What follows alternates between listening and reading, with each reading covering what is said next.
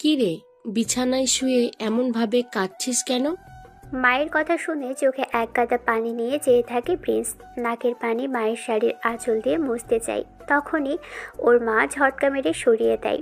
Prince আম্মু বলে একবার তাকিয়ে আবারও কান্না করতে থাকে।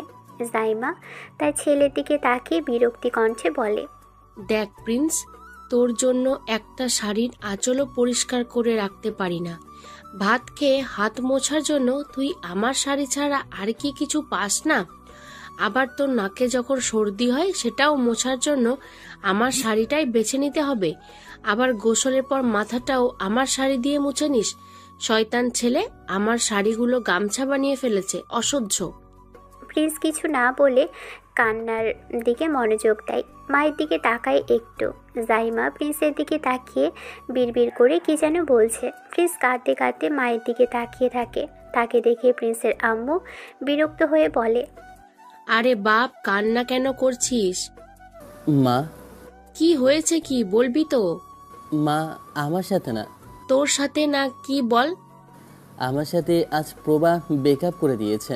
কথাটা বলে আবারও বালিশ টেনে নিয়ে কান্না শুরু করে দেয় প্রিন্স। জাহিমা প্রিন্সের কোল থেকে বালিশ টেনে নিয়ে বিছানার এক পাশে ছুঁড়ে ফেলে দেয়। প্রিন্স মায়ের দিকে তাকায়।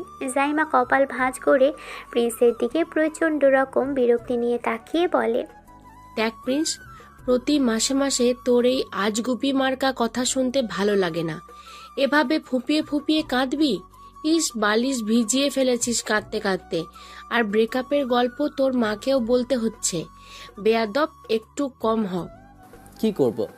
বন্ধু বলতে তুমি আছো, বান্ধবী বলতে তুমিই তো আছো। তোমাকে তো এতগুলা 40 বস্তা ভালোবাসি। চুপ, বান্দর পোলা কোথাকার, আমার সামনে থেকে যা। আম্মু, আমি ওরে ছাড়া থাকতে পারবো না। ওকে এনে দাও প্লিজ। এই নিয়ে তোর 24 বার ব্রেকআপ হলো। প্রত্যেকবার তুই একই কথা বলিস। তোর এই কথা আমার একদমই সহ্য হচ্ছে না। কতজনের ছাড়া থাকতে পারলি না রে? ধ্যাত, সবসময় সত্যি কথা বলবা না তো। সিরিয়াস হও মা। আম্মু, আমি আগের 23টার চেয়ে এই 24 নাম্বারটাকে অনেক ভালোবাসি। প্রিন্স চুপ, একদম চুপ। 23 নাম্বার ব্রেকআপের পর একই কথা বলেছিলি। 22 নাম্বারটার পর 23 নাম্বারকে অনেক ভালোবাসছিলিস। এখন আবার শুরু করেছিস? আম্মু। জাইমা রাগ করে ঘর থেকে বেরিয়ে যেতে নাই, কিন্তু প্রিন্স তার হাত টেনে ধরে। প্রিন্স বিছানা থেকে নেমে মায়ের পা জড়িয়ে ধরে আবারও কান্না শুরু করে। জাইমা তার পা ছাড়ানোর চেষ্টা করে, কিন্তু প্রিন্স নাছোড়বান্দা, পা ছাড়তে নারাজ। মাগো, আমার কলিজাটা ফেটে যাচ্ছে। প্রভা আমাকে এভাবে ছেড়ে যাবে আমি ভাবিনি। ও আমাকে কথা দিয়েছিল আমরা একসাথে বড় হব। এখনো অন্য একটা ছেলের সাথে রিক্সায় ঘোরে। আমি নিজেই তোকে দেখেছি মা। তো দেখেছিস, তাতে আমার কি? ও রিকশায় ঘোরে, তুই ভ্যানে ঘোর। আমাকে কেন বিরক্ত করছিস? তোর এই ড্রামা দেখার সময় আমার নেই। রান্নাঘরে কাজ পড়ে আছে। মা, তুমি কত নিষ্ঠুর। তোমার একমাত্র ছেলে প্রেমের ছ্যাঁকা খেয়ে মরে যাচ্ছে, আর তুমি রান্নার কথা ভাবছো? আমার কি কোনো দাম নেই তোমার কাছে? তোর দাম ওই ব্রেকআপ লিস্টের 24 নাম্বারে গিয়ে ঠেকেছে। যার প্রতি মাসে একবার করে হৃদয় ভাঙে, তার আবার দাম কিসের? যা, মুখ ধুই আয়। মুখটা বান্দরের মতো লাল করে রাখছিস। আমি মুখ ধোবো না, আমি কিচ্ছু খাবো না। আমি মরে যাবো মা। মরে গেলে তখন বুঝবে এই প্রিন্স কে ছিল। তখন আমার কবরের পাশে এসে খোকা বলে ডাকলে আমি আর সাড়া দেব না। মরলে মর, আপদ বিদেই হবে। অন্তত আমার শাড়িগুলো তো বাঁচবে। সর্দি মোছার জন্য কাউকে পাবি না তখন। জাইমা ঝটকা দিয়ে পা ছাড়িয়ে নেয় প্রিন্সের থেকে। প্রিন্স ফ্লোরে শুয়ে গড়াগড়ি খায়। সে বুঝতে পারে না কেন তার সাথে বারবার এমন হয়। প্রতিবার সে ভাবে এটাই তার শেষ ভালোবাসা, কিন্তু কয়েকদিন পর আবার নতুন কেউ জীবনে আসে। কিন্তু এবারের কষ্টটা যেন একটু বেশিই লাগে তার কাছে। মা, শোনো না, ও আমাকে ব্লক করে দিয়েছে। তুমি একটু তোমার ফোন দিয়ে ওকে কল করো না। বলো যে প্রিন্স বিষ খেয়েছে, ও ঠিক দৌড়ে আসবে। আমি এসব ফালতু কাজে নেই। তোর বাবার কানে গেলে তোকে বাড়ি থেকে বের করে দেবে। তখন বুঝবি বিষ খাওয়া কাকে বলে। বাবা তো অফিসে, তুমি শুধু একটা কল করো মা, প্লিজ। খবরদার, আমার ফোন ধরবি না। যা এখন থেকে পড়ার টেবিলে গিয়ে বস। সামনে পরীক্ষা আর তুই প্রেম করে সময় নষ্ট করছিস। প্রিন্স আবারও বালিশের উপর উপুর হয়ে পড়ে থাকে, তাই চোখের পানি থামে না। সে মনে মনে প্রভার সাথে কাটানো মুহূর্তগুলো ভাবতে থাকে। প্রভার হাসি মাখা মুখটা বারবার তার চোখের সামনে ভেসে ওঠে। জাইমা বিরক্তি নিয়ে রুম থেকে চলে যায়। সে জানে কিছুক্ষণ পর প্রিন্স নিজেই ঠিক হয়ে যাবে এবং আবারও অন্য কারোর প্রেমে পড়বে। প্রিন্স একা ঘরে কান্নাকাটি করতে থাকে আর বলতে থাকে যে সে প্রভাকে ছাড়া বাঁচবে না। প্রিন্সের আম্মু আর কিছু না বলে চলে যান। প্রিন্স তার আম্মুর দিকে তাকিয়ে আবারও কান্না করে। যখন মা দরজার কাছে যায় তখন প্রিন্স বিছানা থেকে মাথা তুলে বলে, যাচ্ছ যাও, তবে যাওয়ার সময় টিস্যু পেপার দিয়ে যাও তো। তোমার হাজবেন্ডের ফ্রেশ টিস্যু নিয়ে আসবে প্লিজ। বান্দর ছেলে। প্রিন্সের আম্মু চলে যায়। প্রিন্স আর কি করবে, প্রেমের বিরহে কোলবালিশ জড়িয়ে শুয়ে থাকে। বিছানায় এপাশ ওপাশ করে সে, কিন্তু মন শান্ত হয় না। না, এভাবে আর ভালো লাগছে না তার। একটা স্যাড সং শুনতে হবে এখন, কিন্তু কার গান শুনবে সে তাই ভাবে। অনেক ভেবে চিনতে সে তাহিরি আঙ্কেলের গান প্লে করে। মোবাইলের ভলিউম বাড়িয়ে দিয়ে সে গানের তালে ঠোঁট মেলায়। দয়াল তোরে লাইগা রে, মুর্শিদ তোরে লাইগা রে, আমার তনু ঝড় ঝড়, মনে লয় ছাড়িয়া যাইতাম ছুইয়া বাড়ি ঘর, মুর্শিদ তোরে লাইগা রে। হায় আল্লাহ। বাহ, সেই রকম ফিলিংস পাচ্ছে স্যাড সং শুনে। মনে মনে গান গায় আর একটু একটু নাচে প্রিন্স। বিরহ আর নাচ একসাথে মিশে এক অদ্ভুত পরিস্থিতির সৃষ্টি করে। খানিক সময় পর জাইমা আসলো আবার প্রিন্সের ঘরে। প্রিন্স তার আম্মুকে দেখে গান গাইতে গাইতে আবারও কাঁদতে যাবে, তখনই জাইমা বলে, কত ঢং যে বাপ তুই পারিস, এত ঢং জীবনে মেয়েরাও করেনি, পুরো ঢঙের বস্তা। আম্মু, তোমার উচিত আজকে আমার বিরহে ভালো মন্দ রান্না করে আমার মন ঠিক করা। যাও এখন একটু ভালো কিছু রাঁধো তো, না হলে কান্না পাচ্ছে। ওই একদম ছাগলের বাচ্চার মতো ভ্যাঁ ভ্যাঁ করবি না। আম্মু, ছাগলের বাচ্চা ম্যামে করে আর মানুষের বাচ্চা ভ্যাভ্যা করে। ওহ প্রিন্স, তুই আমার সামনে থেকে যা প্লিজ, তোরে আমার সহ্য হয় না রে। তুমি তো আমার রুমে আসো, আমি তাহলে কই যাব? নিজে যাও। দূর থাক। আচ্ছা বাবা বলো, কি বলবে? মানে কেন আসলে আবার? অর্কের আব্বু ফোন দিয়েছিল আগামী পরশু অহনার বিয়ে, তোর কালই গ্রামে যেতে বলেছে। আমি গ্রামে মানে ওখানে যেয়ে কি করব? আমার মনে তো রং নেই মা। কি করবি, আবার মেয়ে পটাবি হারামি? আবার? আবার নয় তো কি, 24টা গেছে, এবার 25 নাম্বার খুঁজবি। আমার ভালো লাগছে না, আমি যাব না। তুমিও তো পটাতে হেল্প করো না, আবার ছেঁকা খেলে একটু সান্ত্বনাও দাও না। চুপ, একদম চুপ। তোর রোজ রোজ কান্না শুনতে পারবো না, বিরক্ত লাগে আমার। তাই যত দ্রুত পারিস প্রেম কর। যাব না মা। আর একটা কথাও না তোর, আব্বু আসুক তারপর তোর ব্যবস্থা করছি। আরে আম্মু, এখানে আবার তোমার হিরো টাকলু খানকে আনার কি দরকার? ফাইজলামি করিস বান্দর কোথাকার। আর প্রিন্স, তোকে না বলেছি নিজের আব্বুকে টাকলু বলবি না? আরে আমি কখন আমার আব্বুকে বললাম টাকলু? আমি তো তোমার হিরোকে বলেছি। উফ, তোর মতো ফাজিল ছেলে আর দেখিনি আমি। আমার সামনে আসবি না তুই। জাহিমা ঘর থেকে বেরিয়ে যায়, কিন্তু প্রিন্স এবার আর কাঁদে না। সে আয়নার সামনে গিয়ে নিজের চেহারা দেখে। তার মনে হয় 24 নাম্বারটা চলে গেছে তো কি হয়েছে, সামনে নিশ্চয়ই আরও ভালো কেউ আছে। সে মনে মনে গ্রামের বাড়ির কথা ভাবে। সেখানে অনেক আত্মীয় স্বজন আসবে, অনেক নতুন মুখ দেখা যাবে। প্রিন্স তার আলমারি খুলে দেখতে থাকে কোন জামাটা পরে গেলে তাকে বেশি হ্যান্ডসাম লাগবে। তার বিরহ যেন নিমেষেই কর্পূরের মতো উড়ে যায়। মা শুনছো, গ্রামে যাওয়ার জন্য আমার কিন্তু নতুন একটা পাঞ্জাবি লাগবে। এই পুরনো পাঞ্জাবি পরে আমি বিয়ে বাড়িতে যেতে পারবো না। সেখানে যদি নতুন কাকে পছন্দ হয় তবে এই অবস্থায় তো সে পাত্তা দেবে না। তোর আর পাঞ্জাবি লাগবে না, যা আছে তাই নিয়ে যা। বেশি কথা বললে তোর বাবার কাছে সব বলে দেব। প্রিন্স দমে যায় না। সে জানে তার মাকে কিভাবে রাজি করাতে হয়। সে আবারও বিরহের ভান করে বিছানায় শুয়ে পড়ে আর গানের ভলিউম আরও বাড়িয়ে দেয়। প্রিন্স মনে মনে ভাবে এবার 25 নাম্বারটা যেন একদম মনের মতো হয়। সে প্রবার কথা পুরোপুরি ভুলে গিয়ে এখন নতুন স্বপ্নে জাল বুনতে শুরু করে। এসব কান ছেড়েও এবার জাইমার কোনো সারা শব্দ পায় না প্রিন্স। তাই শুয়ে শুয়ে সে অনেক কিছুই ভাবতে শুরু করে। পড়ালেখা প্রায়ই শেষ হতে চলল, কিন্তু এত পোড়া কপাল প্রিন্সের যে এ নিয়ে তার 24টা গার্লফ্রেন্ড চলে গেছে। আসলে তার ভাগ্যে কেউ 1 মাসের বেশি টিকেই না। প্রিন্স ভাবে সে অনেক ভদ্র, তো তাই সবাই তাকে ছেড়ে চলে যায়, কিন্তু সে নিজেই কাউকে ছেড়ে চলে আসে না। প্রভা ছেড়ে যাওয়ার কারণ কি তা সে মনে মনে খুঁজে বেড়ায়। খালি প্রভা না, সব মেয়েই তাকে ছেড়ে গেছে। তার কারণ প্রিন্স নাকি ঠিকমতো হাতই ধরতে পারে না। চুমু খেতে ডাকলে সে ভয় পায়। প্রিন্স ভাবে তার কপালে কি খালি লুইচা মেয়েই জোটে, নাকি সে নিজেই লুইচাদের কপালে জোটে। প্রিন্স মনে মনে প্রতিজ্ঞা করে এবার আর ভদ্র হলে চলবে না। তাই আজ থেকে সে আর ভদ্র হয়ে থাকবে না, এবার ফাজিল হয়ে দেখবে কি হয়। পরের দিন বাইক নিয়ে বের হয় প্রিন্স গ্রামের উদ্দেশ্যে। হালকা কুয়াশার সাথে সূর্যের নরম তেজ বেশ ভালোই লাগে তার। 4 ঘন্টা জার্নি শেষে গ্রামের রাস্তায় আসে প্রিন্স। সরিষা ক্ষেত আর হলুদ ফুলের সমারোহ চারিদিকে। রাস্তার দুধার দিয়ে 3 হাত দূরত্বে খেজুর গাছ সারিবদ্ধভাবে দাঁড়িয়ে আছে।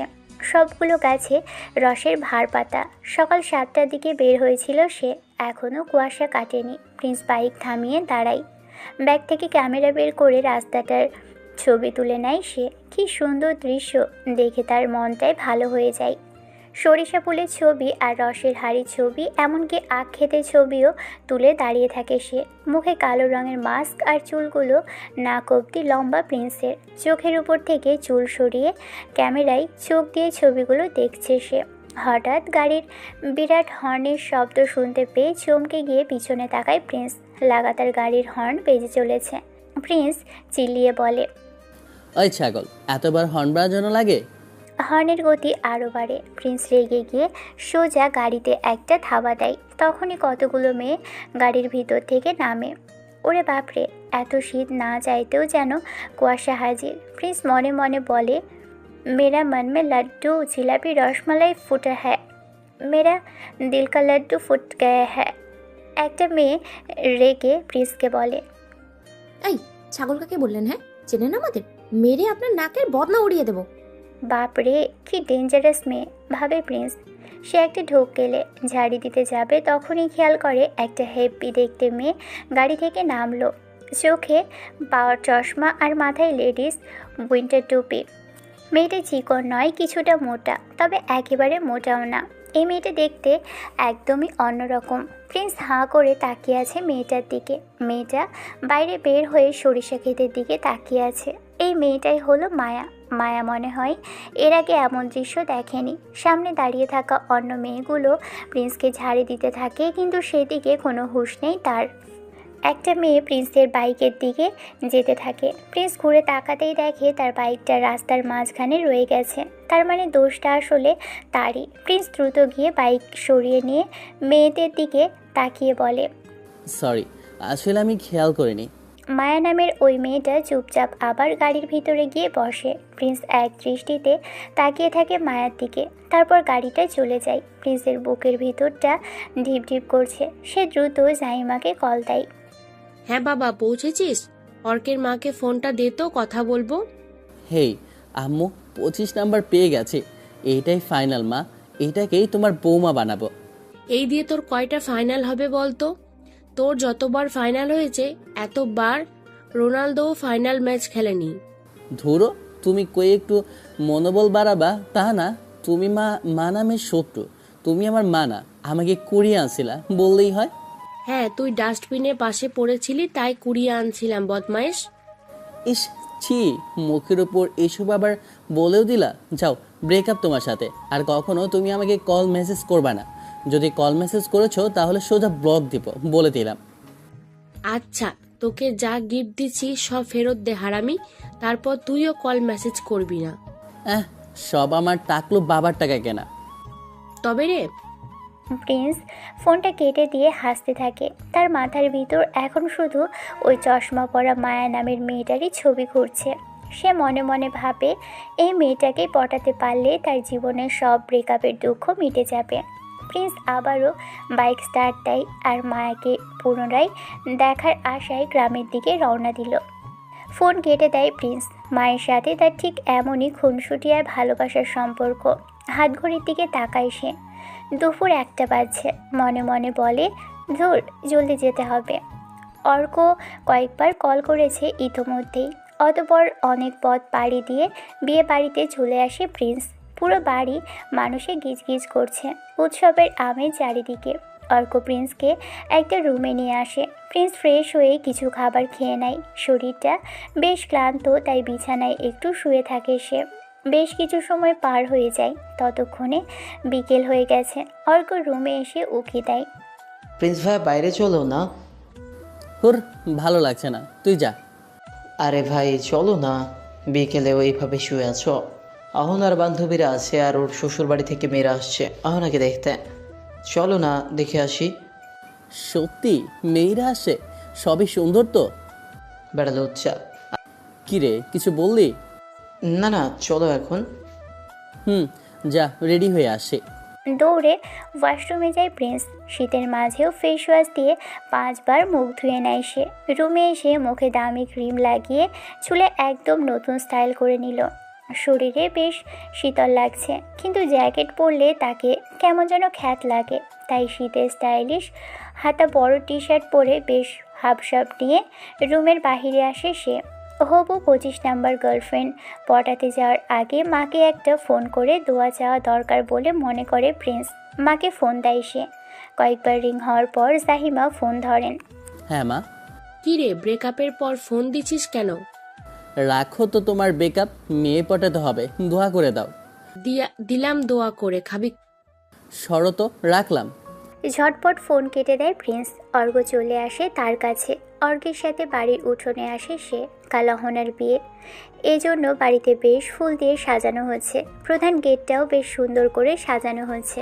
অহনা আর অর্ঘ্য 2 ভাই বোন। এরা প্রিন্সের মেজো চাচার ছেলে মেয়ে। প্রিন্সের বাবা শহরে বিজনেসের কারণে স্থায়ীভাবে থাকে। গ্রামেও তাদের পৈতৃক অনেক জমি আছে। তবে শহরে ব্যস্ততার কারণে খুব একটা আসা হয় না তাদের। গ্রামেই তাদের মূল পরিবার আর ভিটেমাটি। অহনার বিয়ে উপলক্ষেই এই অনেক দিন পর গ্রামে আসা। প্রিন্স শুনেছে অহনার নাকি অনেক দূরের এলাকাতে বিয়ে হচ্ছে, পাশের জেলাতে আর কি। অনেক দূরে অহনার শ্বশুরবাড়ি হওয়াতে মেজো চাচাকে বলে ছেলেপক্ষের কয়েকজন লোক আগেই অর্কদের বাড়িতে চলে এসেছে। পুরো বাড়ি ভর্তি এখন লোকজন। বিশেষ করে মেয়ে গেস্টের সংখ্যা অনেক বেশি। শুধু ব্রেকআপ হওয়া ছেলের সামনে এতগুলো মেয়ে থাকতে কি আর ব্রেকআপের কথা মনে থাকে? প্রিন্স বুক ফুলিয়ে হাঁটছে আর এদিক ওদিক তাকিয়ে মেয়ে দেখছে। তার চোখ যেন কাউকে খুঁজছে। হঠাৎ করে কারো গায়ের সাথে জোরে ধাক্কা খায় সে। সাথে সাথে শুনতে পায় একটা তীক্ষ্ণ চিৎকার। আও, এই ছেলে চোখে দেখে না নাকি? একটা মেয়ে চিৎকার করে কথাটা বলে। প্রিন্স হকচকিয়ে যায়। ধাক্কা খেয়ে সে নিজেকে সামলে নিতে চেষ্টা করে। তাকিয়ে দেখে সামনে সেই সুন্দরী মেয়েটা দাঁড়িয়ে আছে, কিন্তু রাগে তার মুখ লাল হয়ে গেছে। প্রিন্স কিছু বলতে যাবে তার আগেই মেয়েটি আবারও চেঁচিয়ে ওঠে, একদম স্ট্যাচুর মতো দাঁড়িয়ে আছেন কেন? ধাক্কা দিয়ে আমার হাত থেকে ফোনটা ফেলে দিলেন। কাজটা ফেটে গেলে এর দায় কে দিত? আরে সরি, আমি তো খেয়াল করিনি আপনি হঠাৎ করে সামনে চলে আসলেন। আমি সামনে আসলাম নাকি আপনি মেয়ে দেখতে দেখতে অন্ধ হয়ে হাঁটছিলেন? অভদ্র একটা ছেলে। প্রিন্স অবাক হয়ে মেয়েটির দিকে তাকিয়ে থাকে। মেয়েটি আর কেউ নয়, এটি সেই মায়া যাকে সে রাস্তায় দেখেছিল। মায়াকে এত কাছ থেকে দেখে প্রিন্স সব কথা ভুলে যায়। মায়ের চোখে সেই পাওয়ার চশমা আর রাগী চাহনি তাকে আবারও নতুন করে ঘা দেয়। প্রিন্স এবার ঠিক করে ফেলে একেই সে 25 নাম্বার বানাবে। কি হলো, উত্তর দিচ্ছে না কেন? এভাবে তাকিয়ে থাকার মানে কি? না মানে আপনি খুব সুন্দর করে ঝাড়ি দিতে পারেন, তাই দেখছিলাম। অসহ্য। মায়া গটগট করে সেখান থেকে চলে যায়। প্রিন্স আবারও অন্যদিকে চলে আসে। ঠান্ডার ভিতরে বেশ ভাবসাব নিয়ে চারিদিকে ঘুরে বেড়াচ্ছে প্রিন্স। এখন তো তার গা নয়, পুরো বডির হাড় কাঁপা শুরু করে দিয়েছে। প্রিন্স কাঁপছে আর হাঁটছে। ঠিক তখনই আবারও কারোর সাথে তার জোরে সোরে সংঘর্ষ হয়। প্রিন্স ঘুরে তাকাতেই হা হয়ে গেল। ভাগ্যিস শীতের সময় মাছি ওড়ে না, নয়তো ওর মুখের ভিতরে মাছি ঢুকে যেত। যাই হোক, প্রিন্স সামনে তাকিয়ে চমকে ওঠে। সে পুরোপুরি শকড। ভাবার মতো সামনে তাকিয়ে হা হয়ে থাকার কারণ উদ্ঘাটন করতে গিয়ে সে কথা হারিয়ে ফেলেছে। সেই মেয়ে 10 মিনিট আগে যার সাথে ধাক্কা লাগলো, সামনে একটা গোল গোল চশমা পরা মেয়ে রাগে নাক লাল করে দাঁড়িয়ে আছে। প্রিন্স ভালো করে দেখে, আরে এটা তো সেই মোটকুটা, মানে মোটাও না চিকনও না, কিন্তু তবুও মনে মনে তাকে মোটকু বলে সম্বোধন করে প্রিন্স। মেয়েটার মুখটা গোলগাল, সাথে গোল ফ্রেমের চশমা, ঘন কালো চুল আর অ্যাশ কালারের বোরকা ও স্কার্ফ পরা। প্রিন্স ভাবে, এটা কি হলো ভাই? দিনের বেলাতে দেখলো চুলগুলো খুলে ভাব নিয়ে প্রকৃতি দেখছে, এখন সন্ধ্যার আগে বোরখা কিসের? আবার একটু আগে কথা শোনালো। যাই হোক, মেয়েটির স্কার্ফটি গোলাপি ফুলের মতো করে মাথার উপর পেঁচানো, চোখে গোল চশমা আর লম্বা চুল ঠিকই স্কার্ফ ভেদ করে নিচে এসে গ্রীবদেশের সৌন্দর্যের মতো শোভা বর্ধন করে আছে। প্রিন্স হা হয়ে তাকিয়ে থাকে। ক্রাশের বস্তা যেন কখন তার ফুল হয়ে উপচে পড়তে শুরু করেছে, আর তার মনের ড্রাম থেকে সে খেয়ালও মোটেও করেনি। প্রিন্স অবাক হয়ে চেয়ে থাকে। যতবার দেখছে ততবারই সে শিহরিত হচ্ছে মেয়েটার মায়াবী চেহারার উপরে। কিন্তু তখনই মায়া ঝাড়ি দিয়ে বলে, কি ছেলে আবার কি? হ্যাঁ, ওই জীবনে কি কাউকে দেখেননি? এভাবে তাকিয়ে আছেন কেন? তাও আবার নিজের থেকে এসে ধাক্কা দিয়ে সরিও বলছেন না। আহ, কি কষ্ট! প্রিন্সের মনে হয় যেন কোকিলের বাচ্চা আজকে পয়দা হয়ে কাকের মতো ম্যাও ম্যাও করছে। ধুর, কি বলছে সে? নিজের মনেই নিজেকে সংশোধন করে প্রিন্স। ন্যাকামো মানাচ্ছে না তার সাথে। এখন ক্যারেক্টার পাল্টাতে হবে তাকে। ভদ্র হলে মেয়েরা ব্রেকআপ করে। তার 24টা গার্লফ্রেন্ড তো এসবের জন্যই গেছে, আর ভদ্রতা দেখাবে না সে। প্রিন্স এবার লেজ কাটা সিংহের মতো গর্জন করে বলে, এই যে মিস, আপনি চোখে দেখেন না? আপনি কানা নাকি? চোখের উপরে তো আরও দুটো চোখ লাগিয়েছেন, তবুও সুন্দর সুদর্শন ছেলে দেখে কাছে আসার ধান্দা। তখনই কিছু বলিনি, এবার আর ছাড় নয়। এই ছেলে, এই আমি কানা? কে আসছে আগে এখানে? তখনও এমন করছেন? যেই আসো, আপনি কানাই তো। চুপ! ওই জানেন আমি কি? জানি তো, চশমা আলী কানির সুন্দরী হানি। বলছি, একটা ছবি তুলতে দিবেন? মানে কেন? আমার আম্মাকে দেখেই বলবো তার বৌমা। শাট আপ বেয়াদব! চশমা আলী কানি কোথাকার।